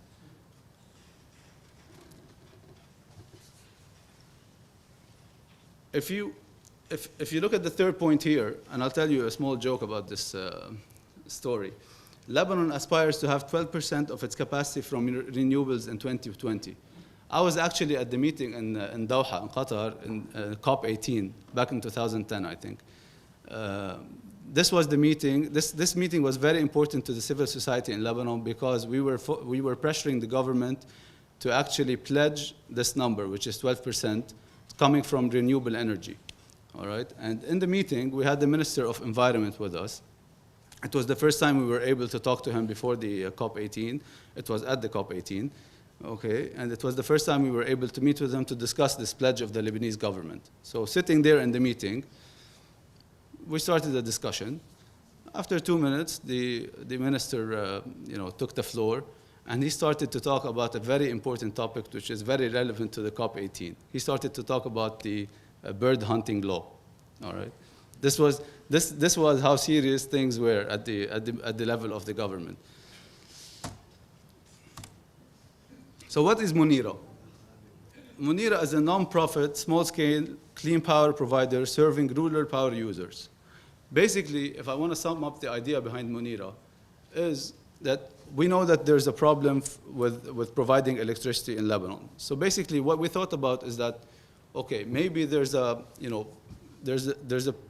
places where electricity could be focused by the government, and there's places where the civil society or the local populations in rural areas can take initiative and produce their own electricity. This way, EDL, which has a limited amount of capacity, can divert this capacity to the more busy places, such as the capital city or the areas around it. All right. So what we basically said is, Munira would aim to install in rural areas solar photovoltaics grids, which would be directly connected to a control room, which has the ability to either feed the grid or to feed the small population that it is servicing. Okay, so it could be established in a way very similar to the model that the gensets are operating in rural areas now. Whether you live in Hazmi or whatever, you always have this ishtirak, okay, this subscription with the motor, all right, which feeds your household. So it can either be this, which directly feeds the household, or the EDL grid, okay. What we look into is establishing this kind of setup, okay.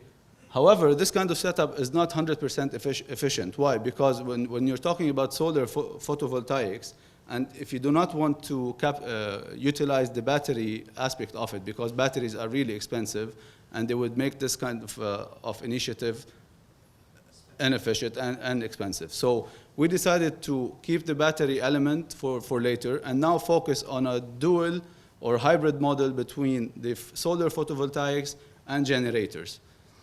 And we aim to have units which produce a capacity of 4 megawatts as output, which probably can supply up to 1,000 homes. So the rationale behind it is that photovoltaic costs have fallen dramatically, and we believe that this is the time where PV competes with fossil fuels. In 2010, you can look at the graph in the middle where it says solar photovoltaic. It's the yellow part, okay? The drop in prices with the PV technology has dropped more than 80%. So we believe that today, this is fueling a shift from a producer-centric centralized system to a consumer-centric decentralized system. And this is where Munira can play an important role. What we offer as Munira is a one-stop shop support entity for communities to build and operate reliable, clean power systems.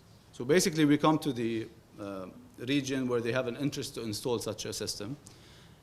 We talk to, let's say, the municipality, okay, who is going to be the final owner of this system. We get them finance, okay. We develop the community. We develop the plans behind it. We do all the logistical work. We do all the engineering mapping systems and work behind it. And then we also operate it because Munira has the capacity to operate and it has the knowledge and the scalability of operations. So we're going to be operating many operations at once so we can know how to benefit and how to make it more efficient. Ultimately, we propose to build microgrids across Lebanon with a vision to reach 28 projects by 2020. If we build 28 projects with a capacity of 4 megawatts per project, we're going to be adding 120 megawatt to the grid. The project will enable Lebanon to achieve its 12% renewable energy target by 2020. Because so far, I haven't seen any project which is going to make us close to this 12%, by the way. The footprint of each site is going to be almost around 90,000 meters squared. 28 sites will have a footprint of almost 2.5 kilometers squared. We aspire that this franchise model can be also expanded into regional countries devastated by war, such as Syria and Iraq, when possible. The preliminary cost is $5 million per site, which includes also all the overheads. So if you have 28 units, it's almost $150 million project.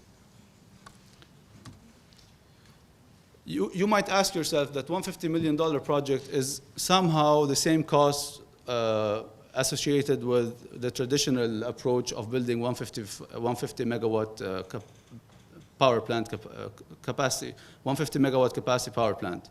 But the actual rationale behind it is not the initial investment, it's the operational cost and the way forward. So if you look at the diesel generator that I'm sure that every one of us has a subscription in here in Lebanon. We pay as citizens almost up to 27 cents per kilowatt. This is at peak demand. At low demand, we pay almost 17. If you look at EDL also, EDL EDL production costs around 25 cents to the kilowatt.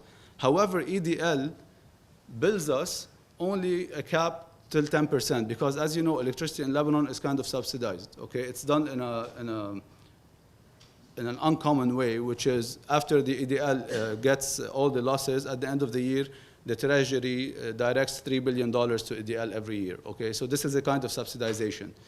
So if you want to know the oil barrel price, which EDL would break even at, is actually $10. So when the oil barrel in the world is $10, EDL would stop losing money, which is not the case, and it's not going to happen. Okay, here in Munira, at low demand, our cost could be up to 5 cents, and at high peak demand, it's going to be up to 8 cents. All right, so it's a very rational number when you're talking about solar photovoltaic emissions. If you also see below, it says -2. Can anyone take a hint what -2 is?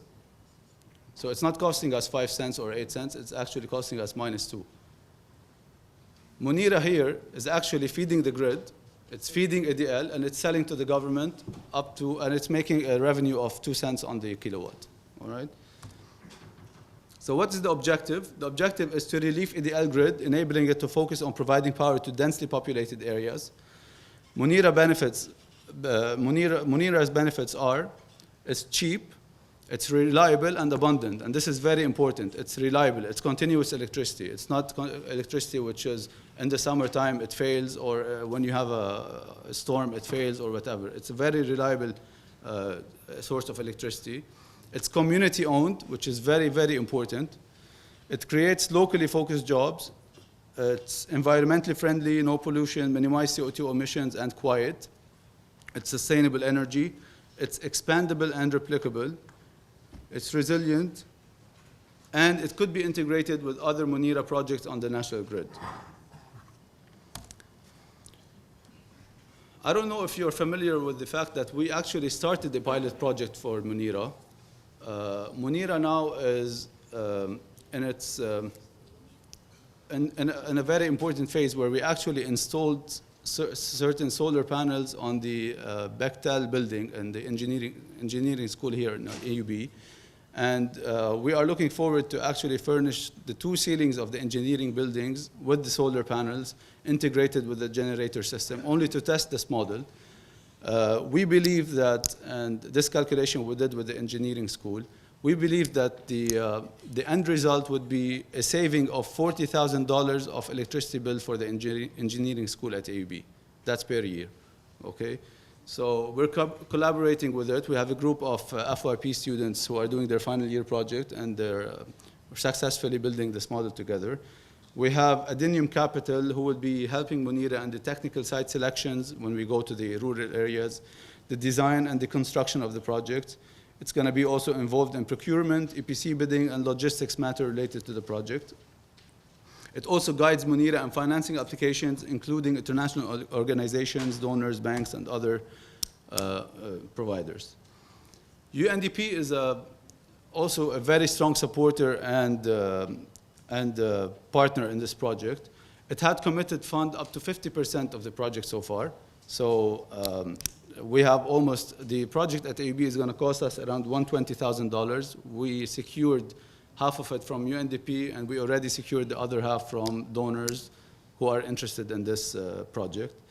I want to say something very important here, that whoever is interested to be part of this project, the tender documents are open on the UNDP website. You can find them, and you can apply to be also involved in this collaboration. What's important behind UNDP is that it actually gives us credibility to go for the big donors and the big names and the big development banks which help finance such projects. So far, our partners range from a company which is highly involved in solar energy, social entrepreneurship in India. It's called Boond. And they are doing a similar project, but for a larger scale, given India and its demands. We have Jubaili Genset, which are going to be our partners in Genset technology. This is very important because our solar photovoltaic operation is going to be coupled with a generator set also. So we need to ensure that we have a partner who is willing to give us at cost plus a certain profit which we monitor, and we make sure that it's not as the profit in the market. One more important thing that we, from a strategic point, we addressed is that, as you know, in Zahle, for example, there was a demonstration to actually stop the Kahraba Zahle to give 24 hours electricity to the city. And this is a big problem because there's a kind of a focus or power group, if you want, behind the generator people. And one way established that, I mean, to take this into consideration with Munira is actually to partner with them on the generator side. So I'm not going to, what we're proposing is basically not going to put them out of business because this would be a trouble for them and for Munira, and we can never take it off the ground. So we're actually going to try to make them, to align the incentives, if you want, all right? So this is why it's important to partner up with such companies. Tech Genies is also a very important partner in the operation because we aim to actually change how we use electricity in Lebanon as people. So basically, we're going to try to bundle electricity in the same way that you buy, for example, your phone units or credits or your internet credits. So let's say that you want to download a movie. Usually you do it after 12 p.m. on your internet because after 12 a.m., After 12 a.m., there's low consumption on the grid, and the internet is for free, basically. That's what they give you, free download. So we're thinking also that using special applications or like IT softwares, we can do the same thing with the electricity. We can see when the demand is low, okay?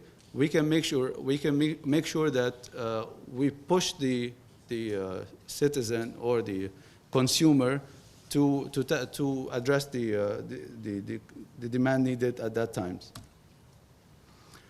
In the next 6 months, Munira, it's critical for Munira, with the help of its partners, to deliver against key milestones. So basically, by the end of, I would say by the first quarter of 2016, the AB pilot project would be up and running because we've secured all the aspects of it. We are looking into 2 sites today. One might be in the region of Shuf, and another might be in Jnoub, okay, so in south of Lebanon.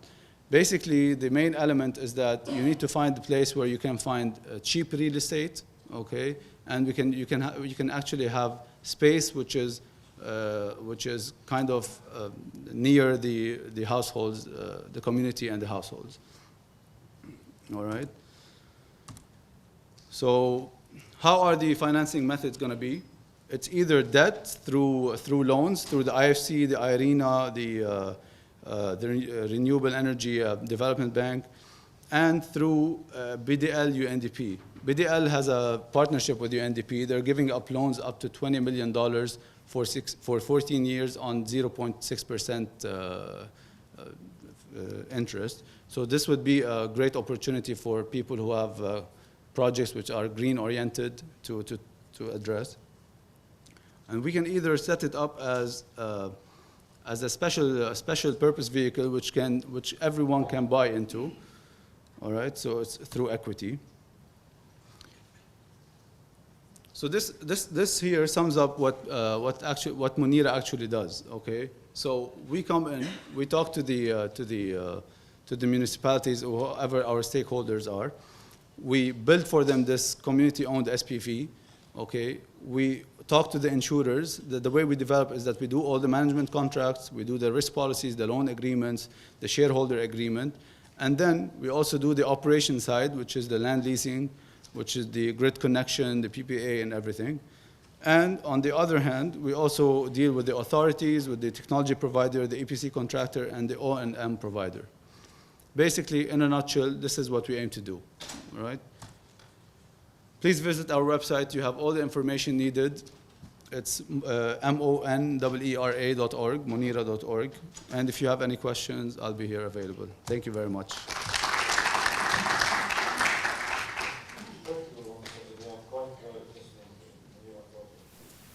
We have a few minutes to entertain some questions from the floor, so please.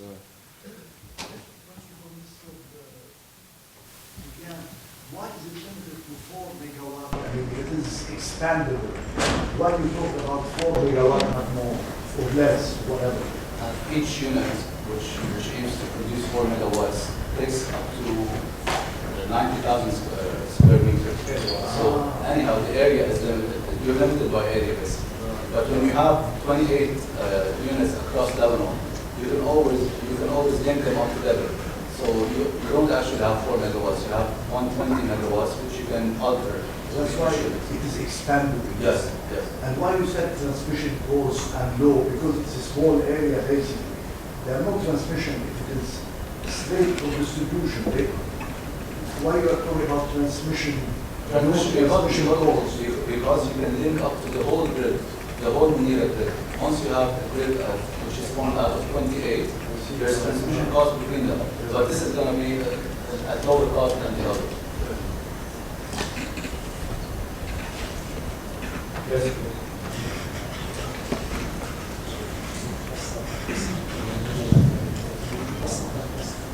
I want to ask you, legal-wise, how are you doing it? Because in Lebanon we know that you cannot distribute or sell electricity if you're not in the land.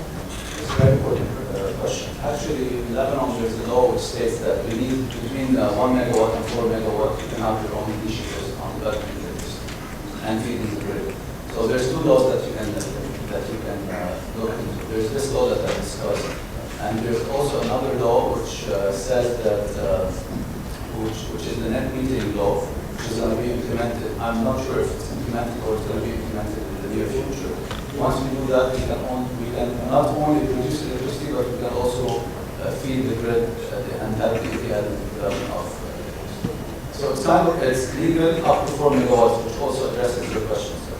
So up to 4 megawatts, it's legal. If we want to produce 5 megawatts in one entity, we have to, then we are illegal. All right. So this is also. I didn't have the time to expand this idea.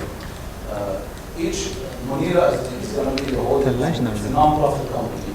All the revenues coming into Munira will be only to expand Munira itself. We're not going to make any profit out of Munira. But each unit that Munira oversees is going to be owned by the community, and this is a independent legal entity. So basically, this unit will be producing 4 megawatts.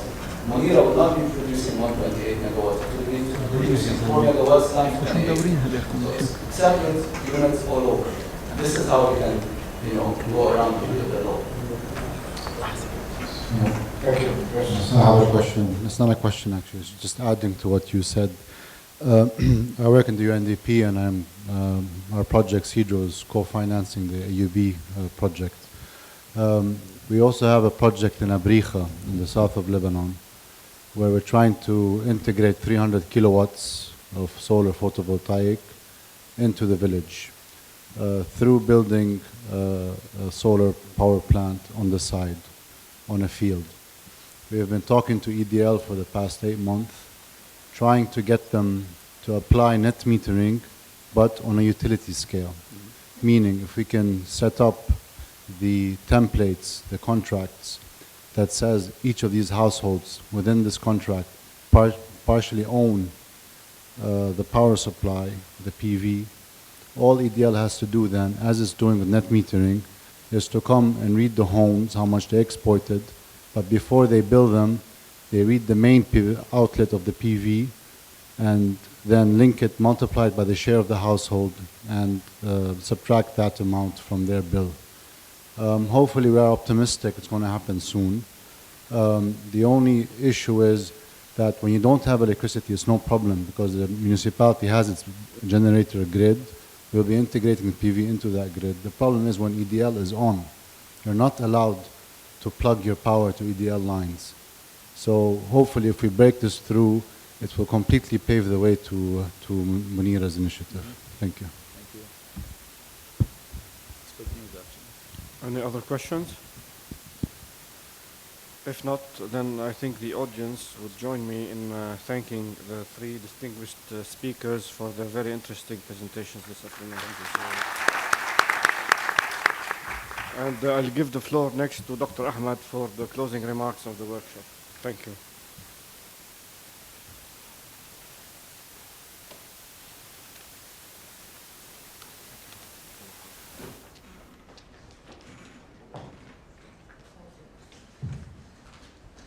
Today has been a little bit long. I'm not planning to make it any longer.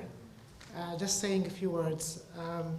The idea of having this workshop emerged after the previous workshop that we had here at AUB last May, the emerging energy scenarios in the Middle East. And we were discussing after the workshop what can be done next, and we wanted to understand, or to better understand, what are the what are the challenges that financiers and governments in the Middle East face, and what are the financing models that can be tailored to make the large expansion of electricity in the region possible. I think today's event has provided thorough answers to these questions. However, also it has opened up other layers of discussion, particularly on the role of government, the role of the private capital, the potential of Islamic banking, and the financing model. And as our friend from Munira also interestingly mentioned, the demand control idea. Looking forward, we hope to utilize the discussed topics today as spin-off ideas for research projects, particularly for our energy studies students. More specifically, we will go through the notes and the materials presented today and produce a report that will be circulated to all speakers. And if there is enough support and will, I think it would be a great idea to publish this report, and I'm sure Dr. Ghaddar and the Masri Institute would be very supportive in that regard. In closing, I would like to thank all the people who have attended the event today. Especially, I would like to thank our speakers for their interesting contributions, time and effort. Also, I would like to say big thanks to the people who worked behind the scene to make this event successful. In particular, I would like to thank Sarah Shreem for her superb organization and help. And I would like also to thank the Energy Studies students. So, thank you again, and for those who are traveling, I wish you a safe trip back home. Thank you.